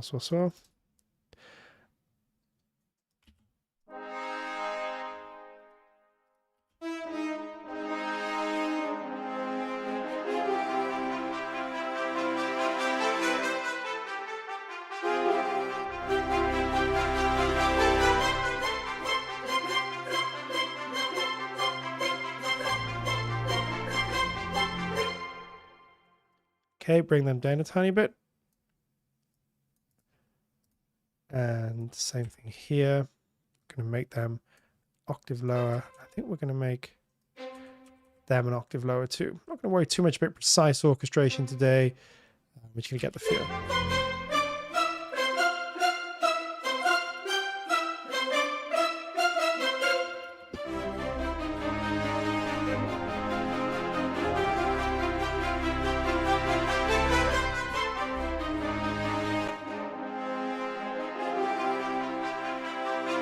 Cool, and we're just going to make sure we hit, I think, top stride there.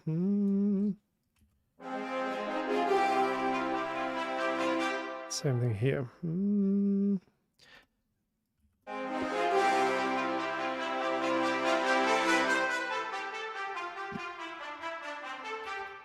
Cool.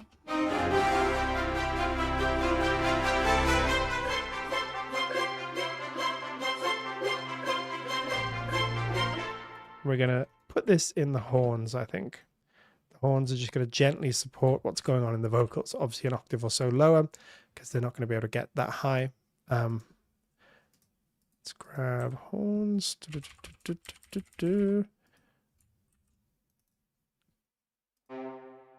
There we go. I want to make these shorts here.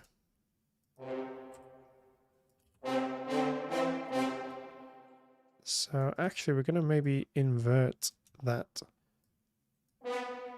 Yeah, I think we're going to actually invert. So we're just going to have, take these top bits off. We're going to worry about that part when we get to it. Not there quite yet. And we're going to make those lower. They don't want to be too, there we go.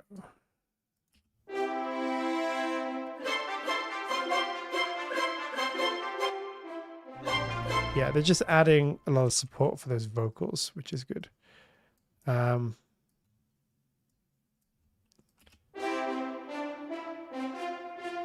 Adam, do you have a musical degree? No, I do not, actually. Funny enough, I have an archaeology degree, of all things. But I sort of was writing music semi-professionally during university for mobile phone games, weirdly enough. Really old, monophonic, low-budget indie mobile phone games. And I started doing some stuff for Discovery Channel not long after I came out for uni. Just small things, nothing big. But yeah, I don't have a music degree, but I did study. I did A-level at school, so A-level is in the UK. It's kind of, I don't know what the equivalent would be in the US or somewhere else, but it's not a university degree. It's a school degree, but I did music to that. And then I kind of studied music just by myself whilst I was working. I'll do my archaeology degree. Indiana Jones degree, that's right. That's pretty much why I did it, because I opened the prospectus of the university and I was like, I can't do accounting, which was the first thing in A. And I turned the page and archaeology was there and I was like, I can do archaeology. And that's what Indiana Jones does. So is it? That's cool. It's well worth doing. I really enjoyed it. I loved it. I didn't ever pursue it as a career because by then I was already doing music, but I really enjoyed it.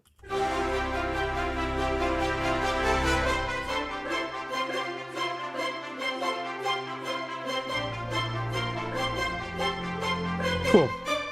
Okay, let's start fixing this up because there's lots we need to do here. I don't know if we're going to get it all done today, but hey, that's fine. Let's just try and get most of it in. So we're going to want this, first of all. Just adding so much kind of weight in there.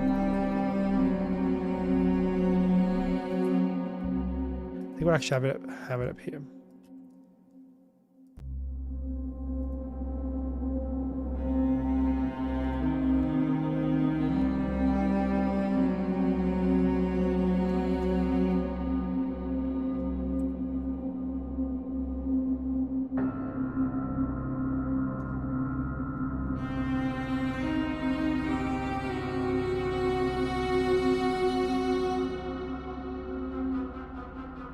I was, but then I spent years doing music professionally, but at a very low level, just like odd UK commercials and bits and pieces. And, I was just about making a living, but it wasn't a very good one in my 20s, if I'm honest. Towards the end of my 20s, I then did a Warhammer 40,000 movie, which is very good fun. And then I worked more regularly on Warhammer stuff, doing a lot of audio dramas where they did music for audio dramas. I did some music for them. Did a couple of small games and some TV stuff. But yeah, a lot of my 20s and some of my 30s, I was just doing sort of bits and pieces, I guess, and then some little bit of trailer stuff here and there. But it was all sort of fairly small scale. But the Warhammer 40,000 thing was really cool.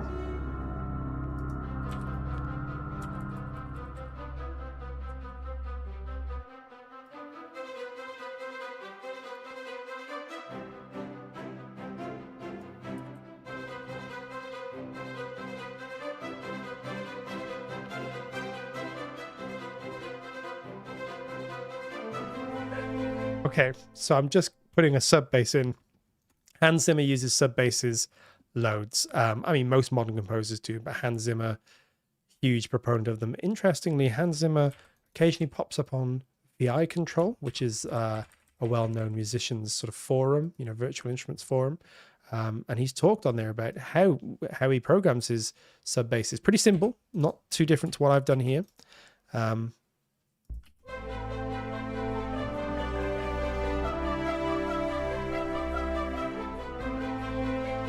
Yeah, Warhammer's a big thing, certainly in the UK. I know they're doing a TV show. I think they're in the middle of trying to get a TV show going with Henry Cavill. And they've done a few bits and pieces over the years. They're getting more into the sort of film and TV stuff, I think. But it was it was like an animated film, Warhammer. I think it was the first one that they'd done. So it was a bit of a test run, I guess, in a way. But it had some cool people in it. It had John Hurt. I don't know if you guys know John Hurt. He's gone now, but he's a great actor. Was in one of the Indiana Jones films and a bunch of other great stuff. Obviously, Elephant Man and goodness knows what else. Loads of stuff. Doctor Who and...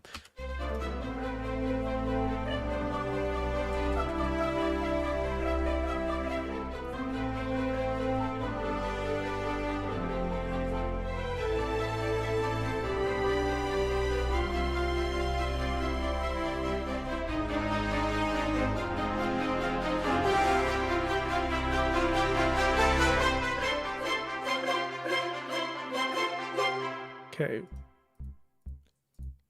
Maybe we'll just have it doing that at that point. We'll see. Well, as we layer all this together, we'll see. I think that might work.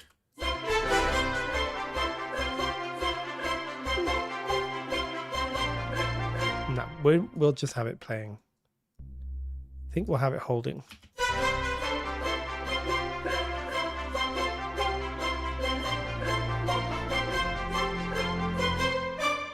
Okay, let's keep going.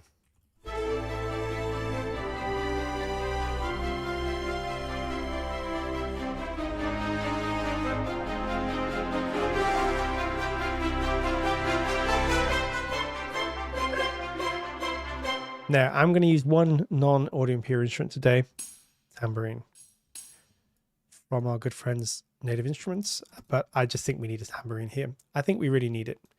I think it's in the original score. We certainly need some kind of tambourine-like element.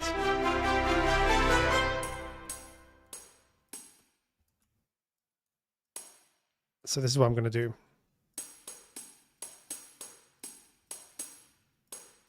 So we got some quick programming here. It's not going to be the best, but should work.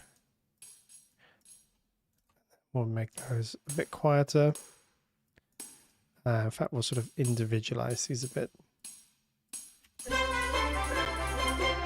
Yeah, maybe something like that. In fact, maybe we'll just do this. I think that's a bit too busy for a tambourine.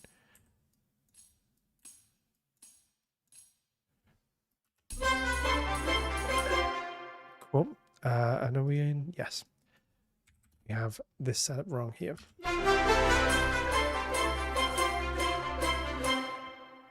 Instantly just adding some of that rhythm. We're going to go and add more rhythm now soon. Oh, might help if I don't move everything. James Newton Howard would be a great one. I think somebody had mentioned King Kong, which would be a great one to do.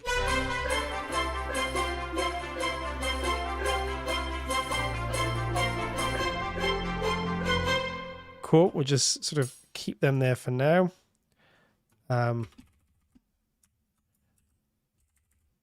Okay.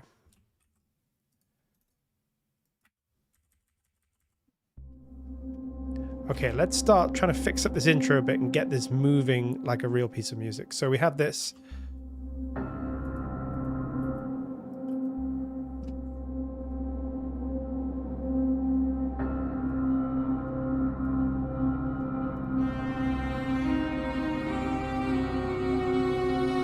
Let's use something from Artifact, which we said we were going to use. What have we got? Can we find something like a kind of whooshy sound?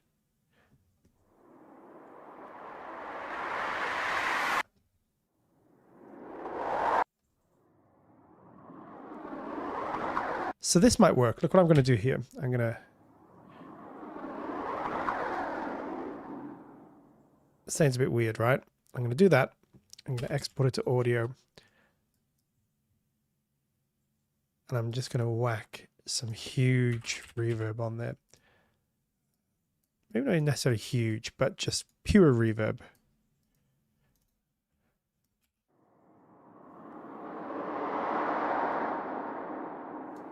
I'm going to go and put another reverb on just for good measure. In fact, no, let's maybe use a shimmer reverb. Do something interesting with this. Yes, I'm gonna... No problem. Thanks for joining us. So maybe something like that's going to work.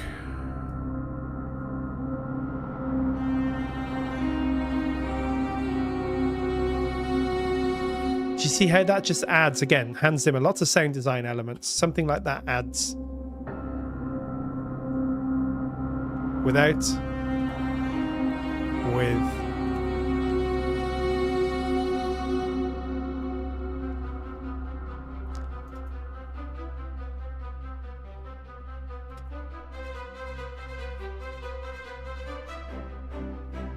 Cool. Okay, we're starting to get somewhere now. I want to duplicate this. I'm going to open this up. I'm going to make this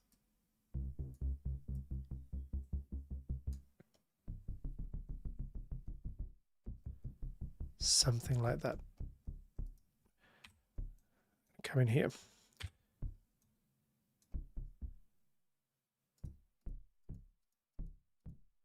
I'm going to make some random velocity stuff.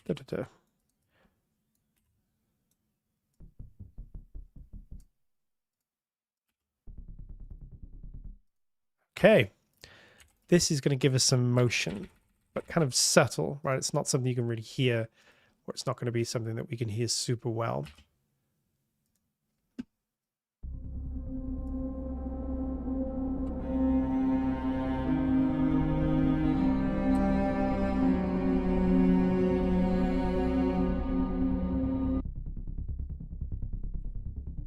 just going to cut out a little bit of the low end because we already have that in the subs.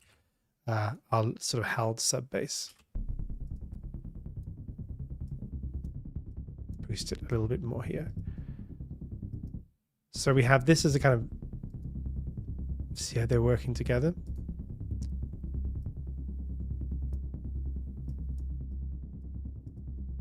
Something like that. That'll do for now.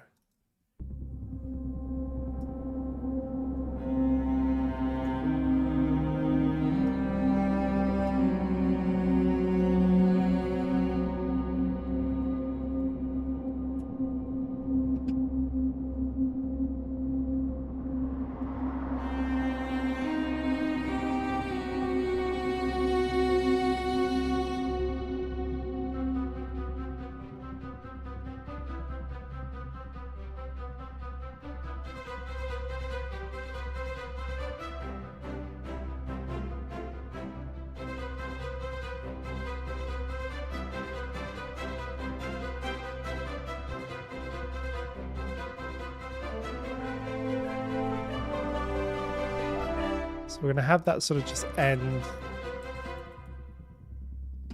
there. Because at that point, I don't think we need it anymore. So we're going to sort of fade this out right around the time that this comes up like that. So it's going to be kind of smooth bass movement.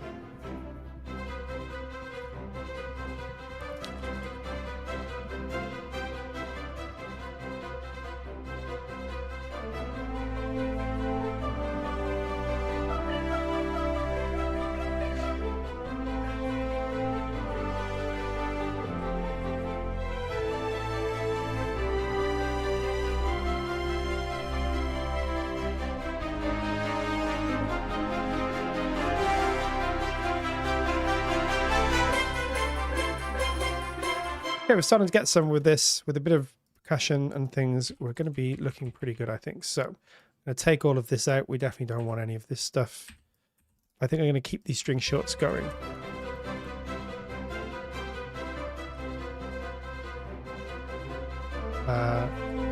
Let me just see. Yeah, that's going to be right. There we go. Yes. Okay.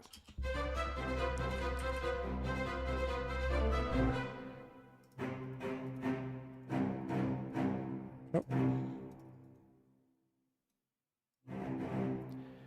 Okay, that'll just give us a little lead in.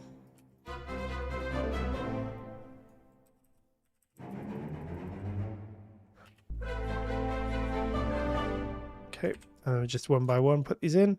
It's going to give us a little motor that keeps going. And we're also going to add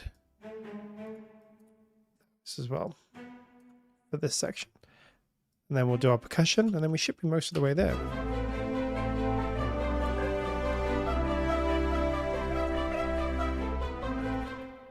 Repeat, second time around. We go down. And then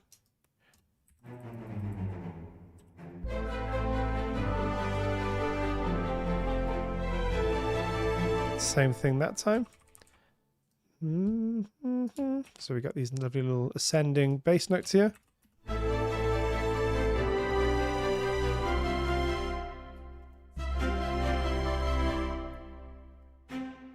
So nice.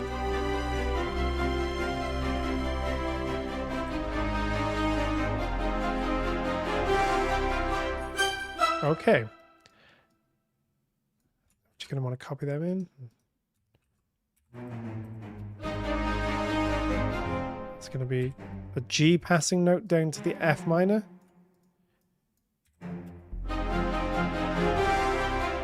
And then a nice big plunge down to that C. And then a little swell up.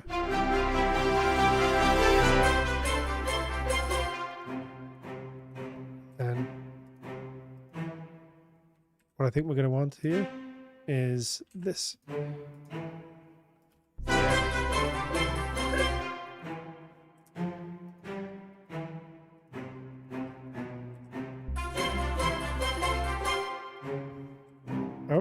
So I can just sort of copy and paste that rather than having to do the whole thing.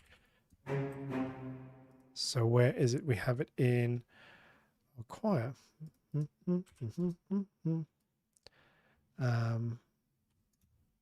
just copy it all and see what we need. Dun, dun, dun, dun, dun, dun, dun. Where are we? Here we go. So there. And then just get rid of all of that stuff. Oh, I should take it down.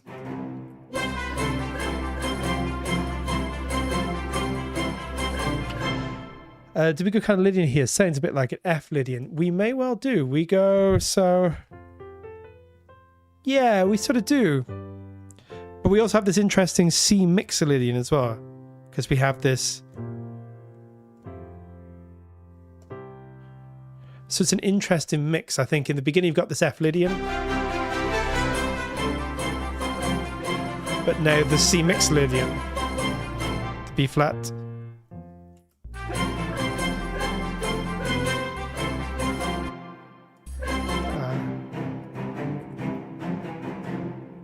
Okay, let's take all that down back there.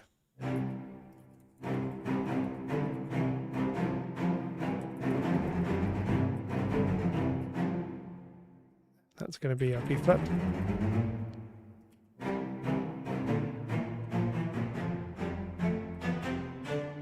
We'll figure that part out because I'm sure it's going to change at that point. Okay, but that's given us a lot of extra rhythm there.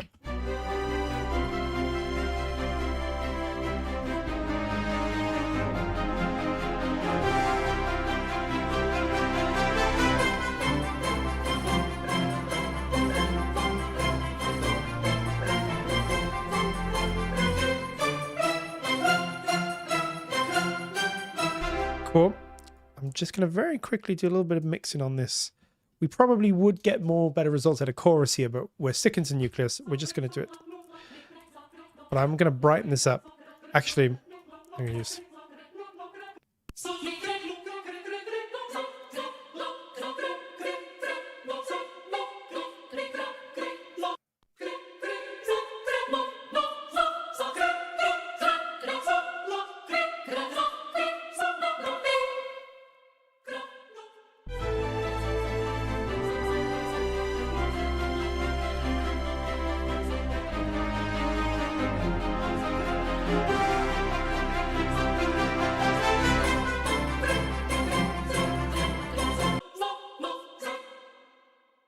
Cool, and we're going to pop, I think, a big hole on here as well.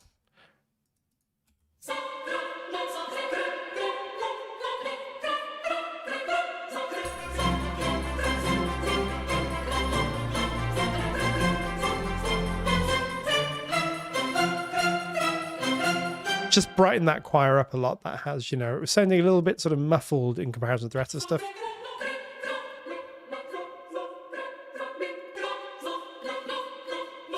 Bit of saturation has just really brought it out, I think.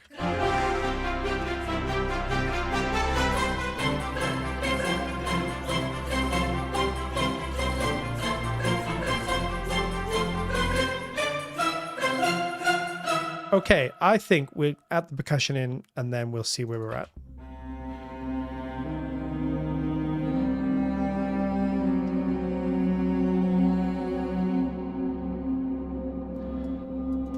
So first thing is we're going to add these tubular bells. They're going to add a lot.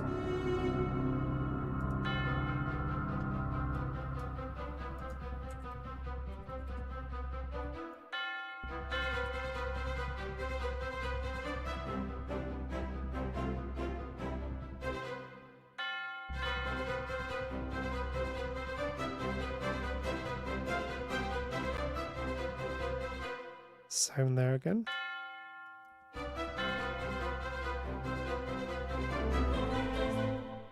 And then quieter here, but same sort of idea.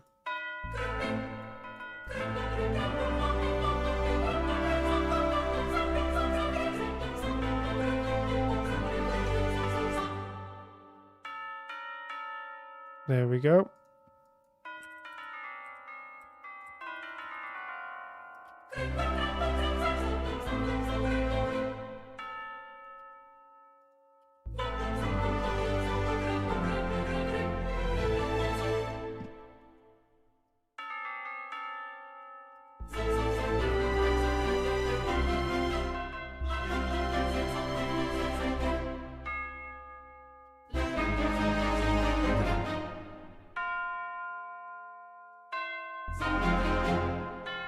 do the octave there.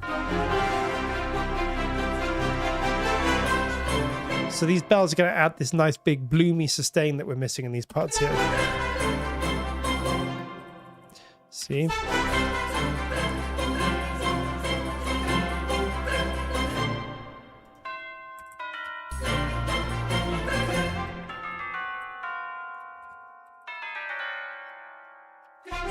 So without the bells, we're just adding something.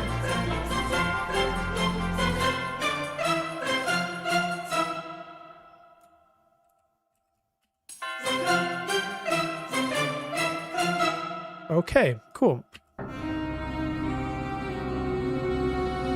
Let's now quickly start adding some timpani.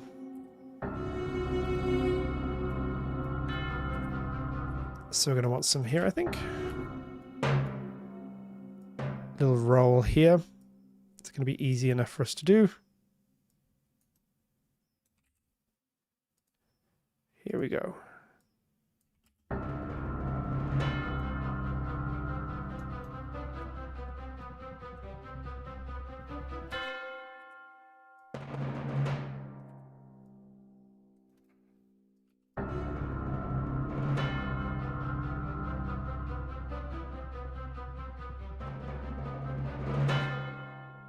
What we're going to do is push those back with some more proximity and a little bit more of our reverbs. And my usual technique of taking that timpani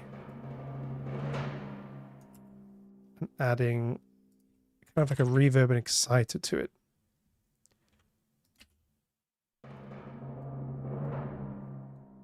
Take some of the high end off, so send a bit further back. Give it some tape saturation. Tubular bells, so cool, Peter. I agree. Okay, so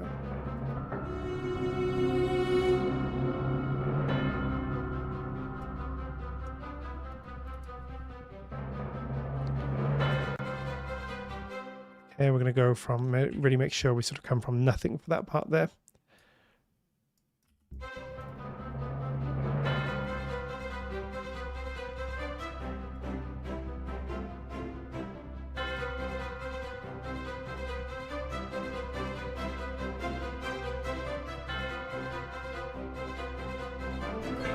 So I think here, there we're going to want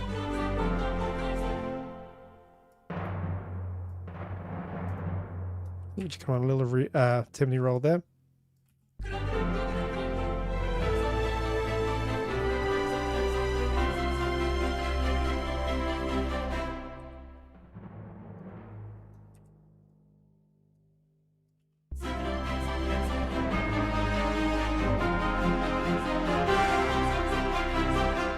Okay, and then a big one here.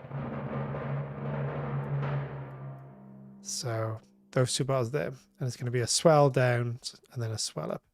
So sort of something like this, and then a big.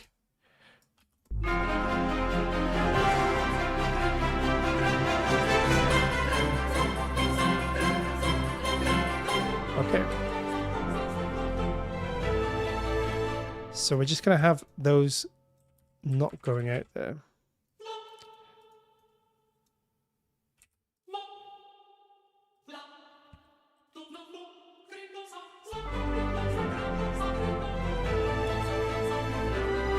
It's sounding a little bit sort of flat when they just go out, so.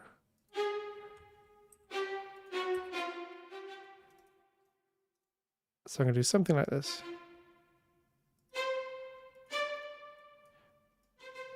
So.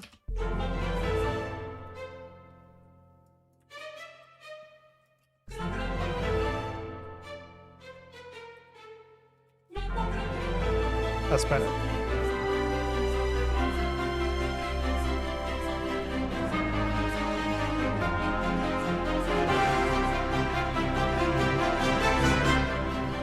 And here, this is where we bring back our pianos. Listen to what this adds sort of in this big moment here. So you're going to have to put the volume on for them. Otherwise, they're not going to do a lot. But let's put the volume back on. Here we go. Back up roughly to where they were.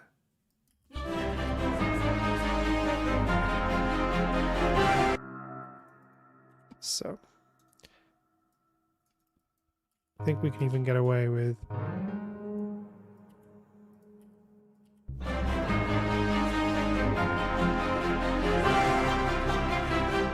Yeah, nice. That's cool. And then we'll do the same thing, slightly lower volume. This really low piano as well, I think. Where were we with the low piano? It was there. Yeah. Okay.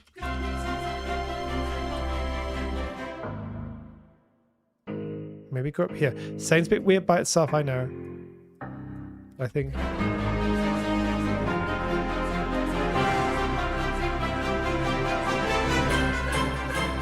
Yeah, nice.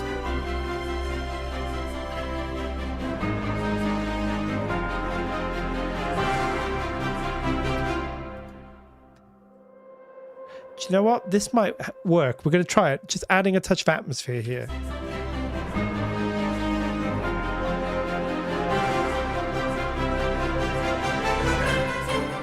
Just really subtle, but it just introduces sort of like a little moment there. I think that works.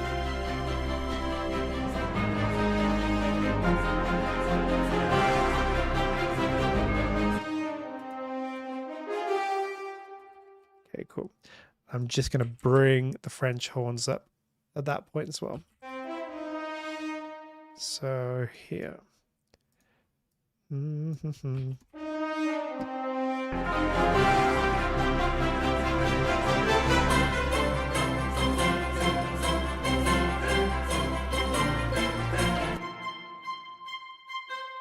Okay, that's sounding pretty good. I'm going to do the choir melody in the woodwinds as well.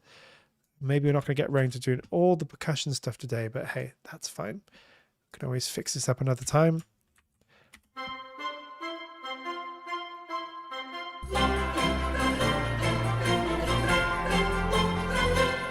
Okay, let's start just adding, let's do the timpani there. I'm just going to go through as I'm fixing this up now.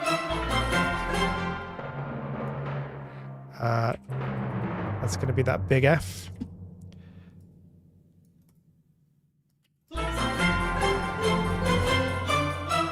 Cool. I'm also going to want to start adding some cymbals and piattis.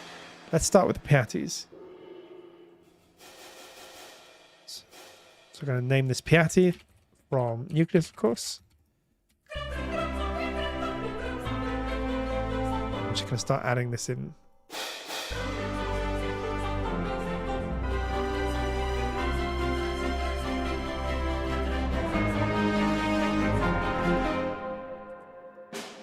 Oh, where is it?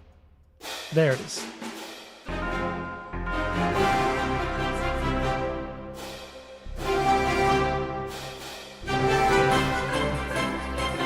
And then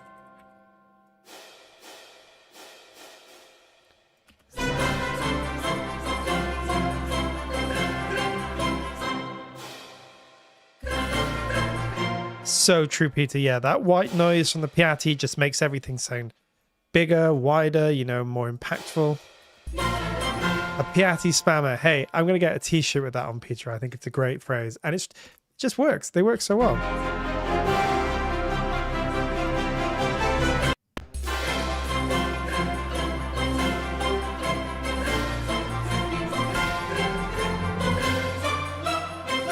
Okay, let's go back and sort of add a bit more piatti where we need it. And then we'll get the suspended cymbals in. We get a bit there. But subtle here. We use velocity to just bring it down like this.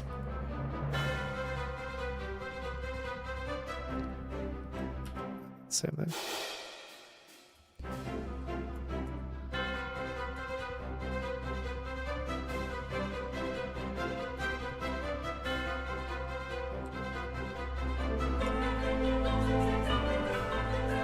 Oh, might help if I take that off.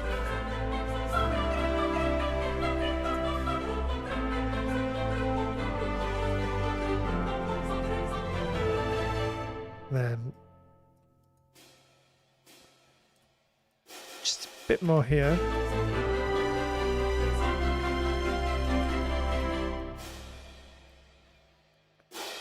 Go for it here.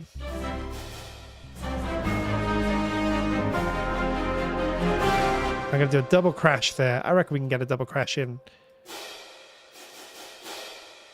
Yeah,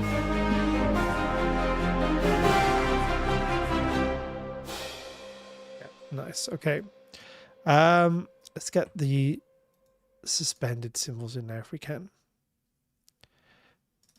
So I'm going to call this sus cymbal. And these are going to be mostly rolls, I think. Oh, where are we? Okay, so there's our symbol. So sustain rolls C4 up here. So.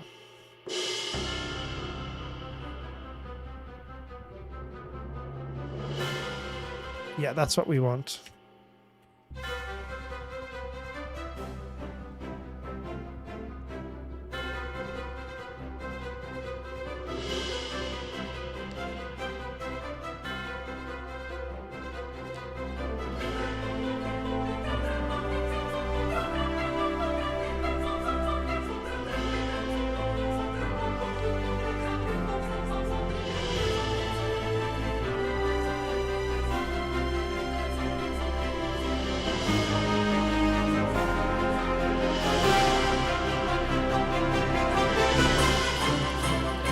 That will do for now. It's not perfect, but that will kind of do us, I think. Okay, let's start. I've already started putting bits of Cerberus in, but let's just see if we can get a bit of Cerberus in. Don't think we're going to get the drums fully programmed today, but that's fine. Okay. Let's take a look. So I think what we're going to want to do is put some kind of reverb on here. So we're probably going to use something like a chamber reverb. Give this a little bit of a different feel.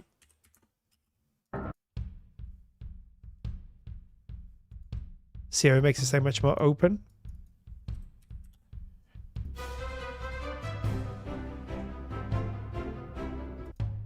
Okay, what we're going to want to do is sort of flattenate some of the bassiness a bit.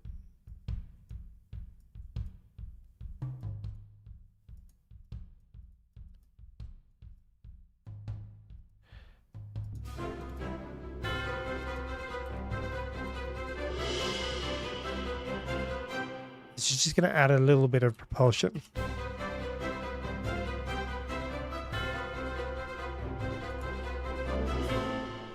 Okay, just going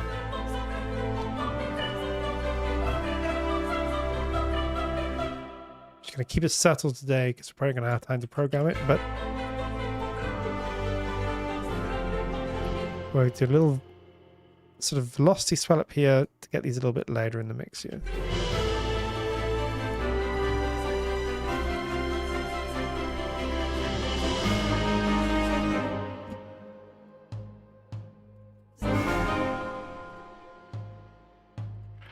Okay, cool. We're just going to duplicate. So, no, I think on the right place. We don't want to do that. We want it to be, yeah, there like that, I think. Okay. And just keep that kind of going, I think. That's the motor throughout. Are we even in? Oh, I'm pressing all the wrong buttons here now, so I'm speeding through this. Let me go back a bit and do this again properly. So we're just sort of having this as a constant motor going through, or like a little percussive drive.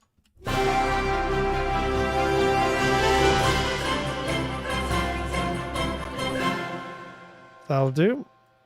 Hans Zimmer likes to use his drum kits as well, and toms.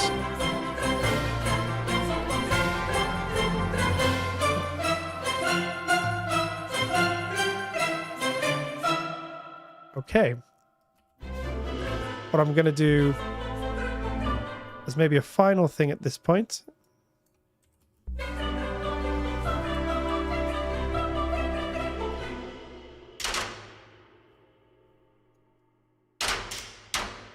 There we go.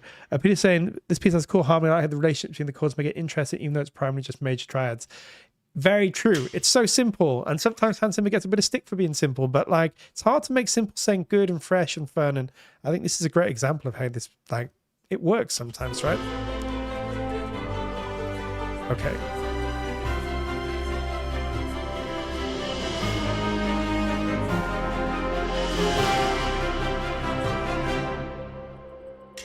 What we're going to do here, clicks and clacks are a great way of adding just some nice constant movement. Watch how this opens everything up, even if you can't really hear it that well. Just adds something driving, but quiet, you know.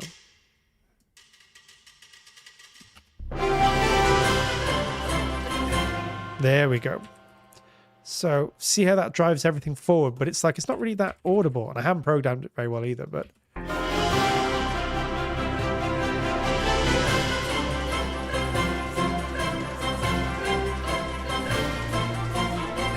when they drop out, something goes missing. Really interesting. Clacks are great for this kind of thing. Use them all the time in trailer music as well, but again, low down just to keep something moving. We can actually probably take them down a little bit more in the velocity. That's more like it. Really quiet stuff.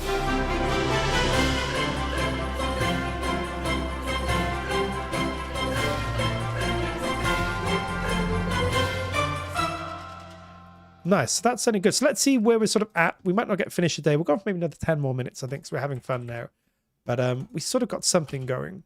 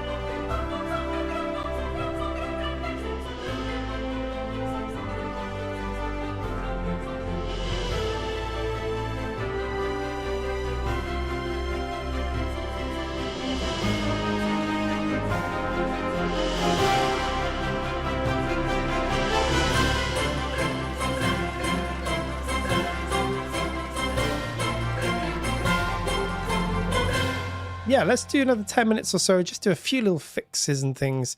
Just try and make what we've got sound a bit more, just a bit nicer, I guess. There's a few things that we can definitely do. So one thing that we can definitely do is come to, let's just take this mark tree. We're not going to make it a mark tree. We're going to go to nucleus. We've got a nice grand cassa, which is a bass drum, basically, an orchestral bass drum. Here it is somewhere. Where is it? Do we have it? Am I lying to you? I think we do have one. It must be in the atonal percussion. Yes, there we go. 2 grand cassas. And then we've got a nice sustained roll on A4. Beefy stuff. Where is it? There it is. Really nice stuff. So the sustained roll is actually on E3. There it is. That's what I wanted. So let's fix up this intro. We need some hit points. We need some stuff to emphasize. Let me show you what I mean. Might need a hit point at the beginning, little boom.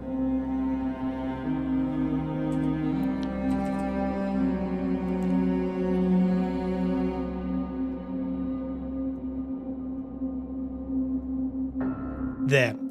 They come in a bit flat there because there's nothing sort of leading into them. That's easy enough to fix.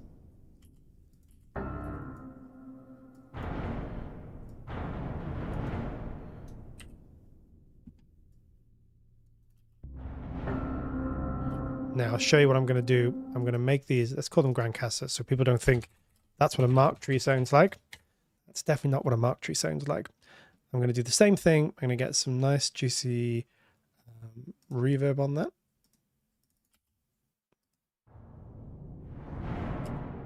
Nice. I'm just going to use some simple EQ again. Get all that kind of nice stuff going on there. I'm going to excite this again. Yeah, we don't kind of want to go too crazy with that, but some distortion's good.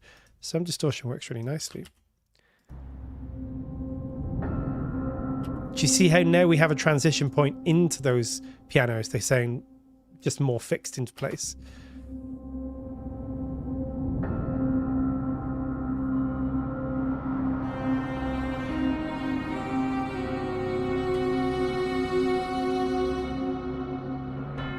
We'll do the same thing here again.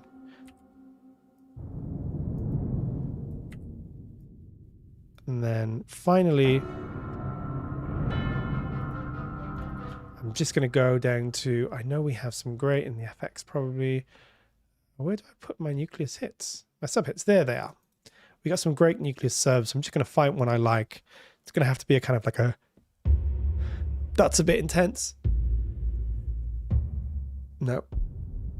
That could be the one. That could work too. Let's just try that one. That one.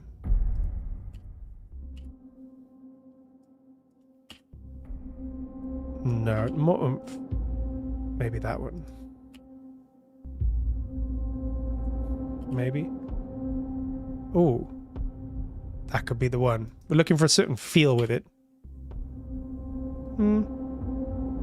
Ah, I think that's it. I'm just going to go with that one. So what I'm doing is going to record it out.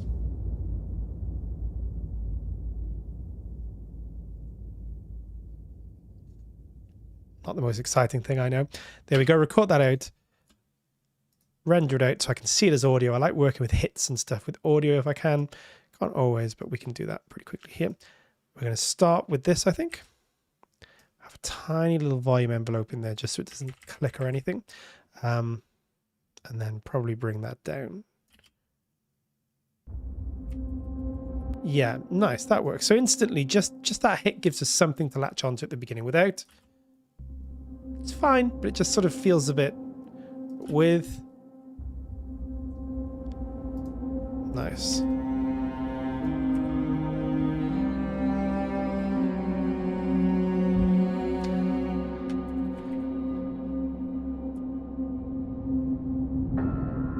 Same again there, at that point there. And I'm just going to make those pianos, I think, just a little bit more.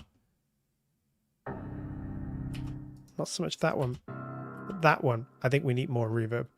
Even more. In fact, I'm just going to slap another reverb on there as well.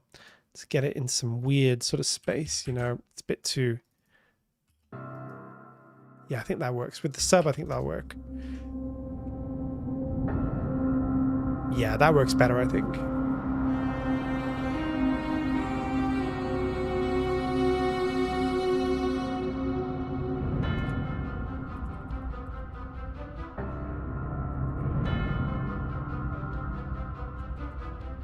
Okay, and I think we need to bring those basses in right at the beginning. It's just too empty without them.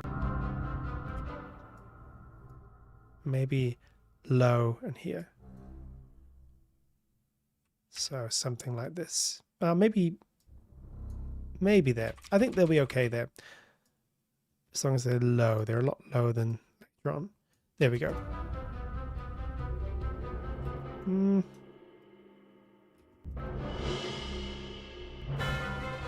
I think that's better.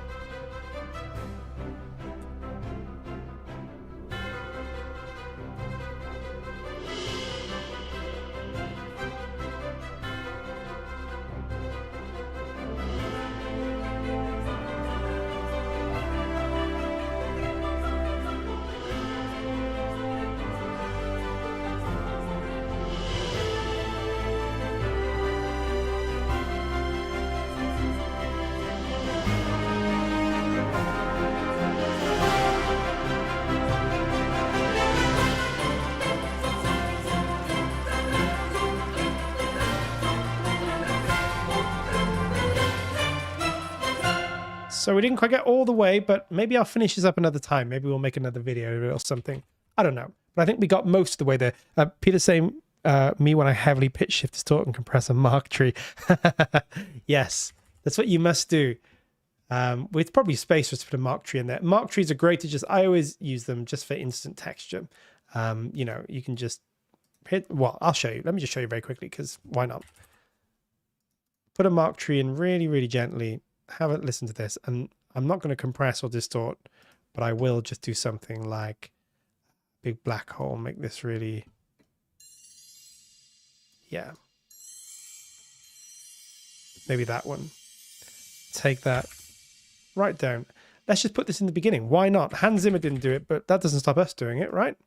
This is what Hans was missing. This is the bit that would have got him the Academy Award. But listen to this. This is just great instant texture. I love doing stuff like this. Oh, let's go back to where we want to be. So something like this, maybe.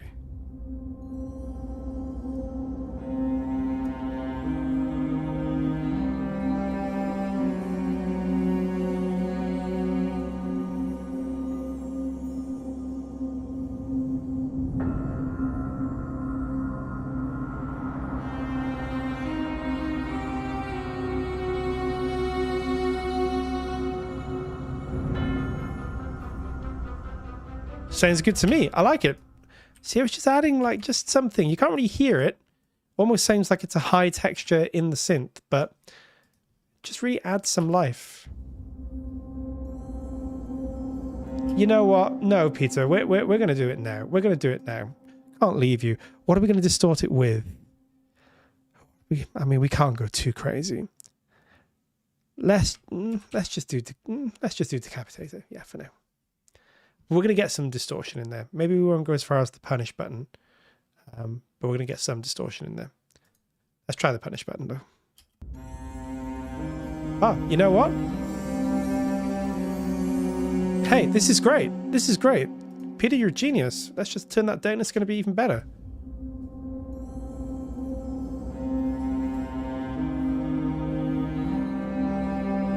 Right, it's like you hear all these textures in Hollywood stuff and you can't really discern what they are, but without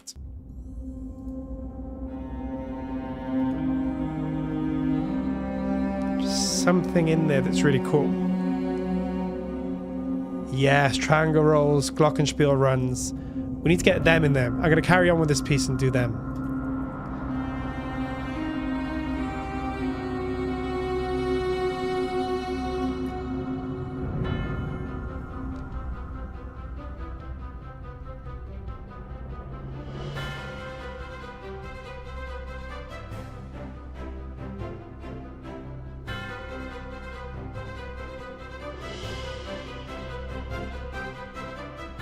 Okay, let's just do five more minutes, right? Let's just get some rhythm in the beginning here as well.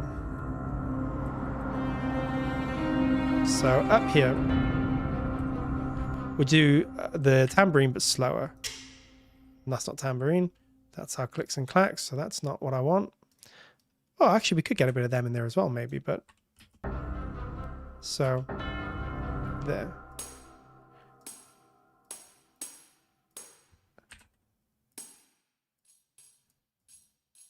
Really quiet. Or turn them down volume-wise as well. But they're adding just so much sort of groove and movement. Let's really get the velocity down.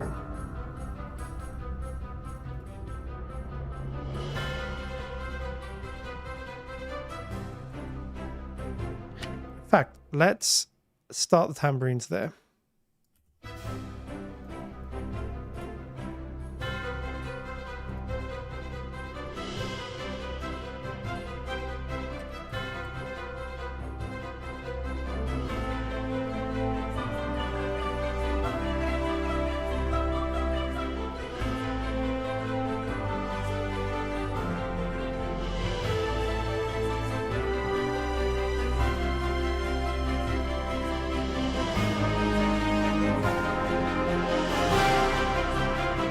Right, and we're gonna swell up to that point.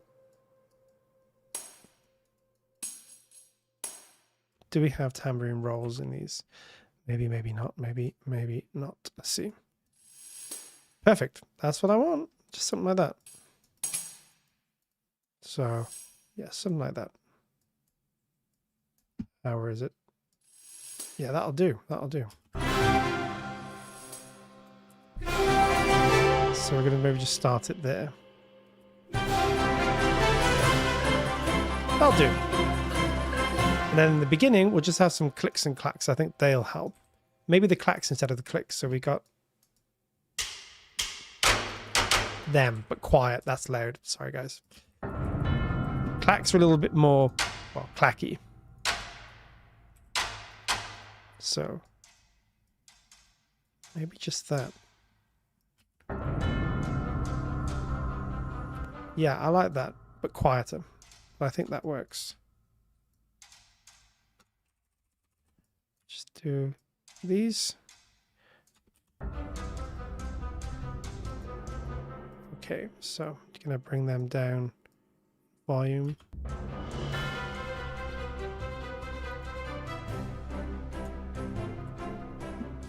Yeah, and we could just get a little bit more percussion in there if we had a bit more time. Like I said, maybe we'll do that another time or for another video. But we could probably do some toms or something in there. But that's all cool. So they're going to go to about there. And then for that last part here, I'm just going to ride the...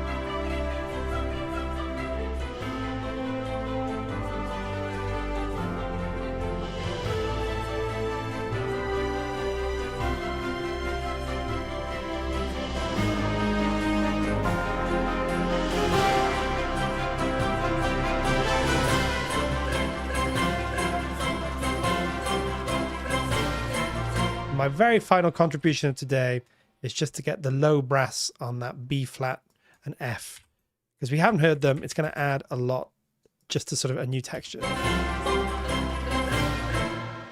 here. Yeah, so we're good. But obviously we'll sort of bring them in.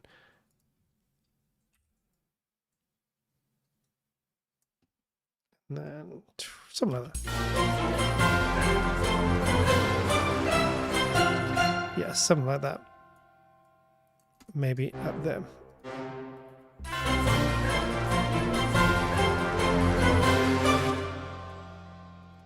No, down the octave. In fact, maybe both.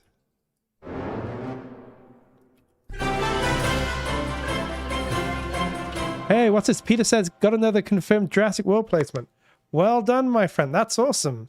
Let us know if you can in the Discord. If you know what it is, where it is, let us check it out. That's awesome.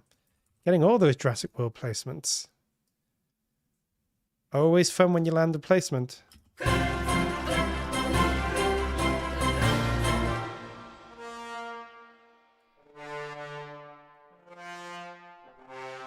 We like to hear people doing well. Peter's doing very well. That's awesome. I'm just adding these chords in, and then we're done.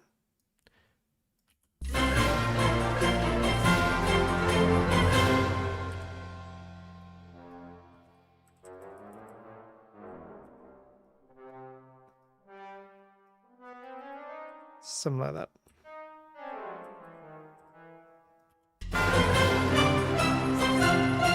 And we'll leave it there. Let's have a listen to the final thing, and then we shall call it a day. Maybe return to this. So we had a little look at how Hans Zimmer might put stuff together.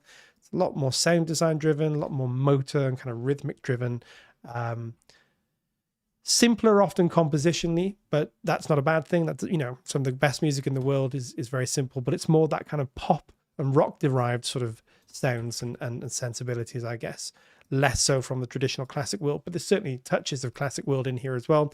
It sounds a little bit like something Carl Orff might have done or something like that. So Zimmer's certainly no slouch when it comes to the classical chops, but he's combining it with more modern stuff as well, I think.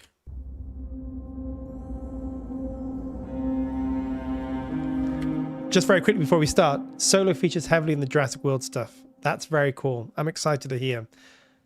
Show me the spot. I want to hear all the solo stuff. I want to see if I can discover which bit you've used of solo.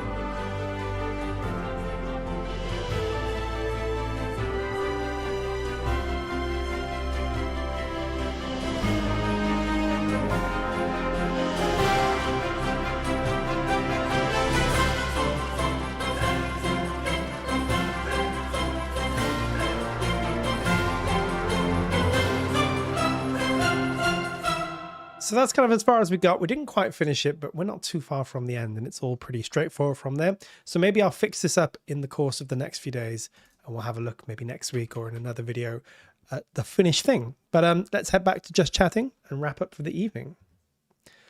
Cool. That was really good fun, actually, guys. I did enjoy that one. I haven't heard that score for quite a while, but it's a really good score. Hans Zimmer, great composer, and a very, very, very influential composer of our times. And I think the Wonder Woman 1984 score is a really, really good one, actually. It's a bit slept on, well worth checking out. Really good stuff.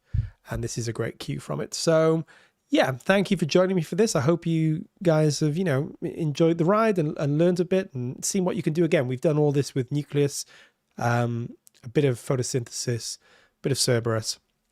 And I think that's been it, maybe a tiny bit of Artifact as well. And a bit of Solo too. But really and truly, 80% of this is Nucleus. And it sounds great to me, really, really good. I think Nucleus works fantastic for these kinds of tracks and this style.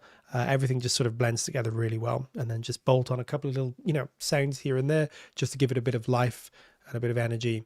But yeah, this was mostly just a few libraries of ours and a tambourine from our good friends at Native Instruments, and I think we come up with a pretty good rendition of this. It's not been too bad for sort of 2.5 hours work, I guess. Yeah, so as we said, if you weren't with us earlier on, obviously the teaser for our latest endeavor is now out. You'll be learning more about that tomorrow and in the next few days. I'm super excited about it. I can't wait to talk to you guys about it. It's been a long time in the making, but it's going to be cool. So that's going to be exciting. We'll be back next Tuesday, I'm sure. I don't know exactly what we're going to be doing. If you have any suggestions, put it in our Discord or in the comments below. We always get around to listening, and you've put some great stuff in the comments already as well, which has been cool. As I say, yeah, next week we'll probably talk a lot more about our latest endeavor, and yeah, we will also be doing some more music as well, I'm sure. If you're not subscribed to us, please do. That will give you all the updates and notifications about what we're up to. We've got a lot of cool stuff, and as you can see, our latest teaser, something is very imminent, but there's lots more to come as well.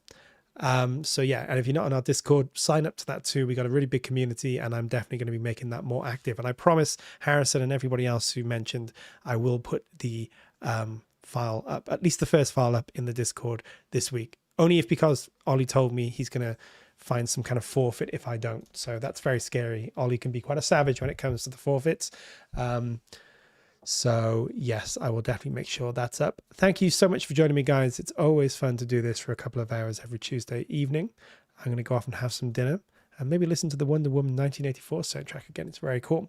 I hope wherever you are, you have a great day. Happy composing. If you get up to some composing, if you have any questions or anything, feel free to put them in the comments.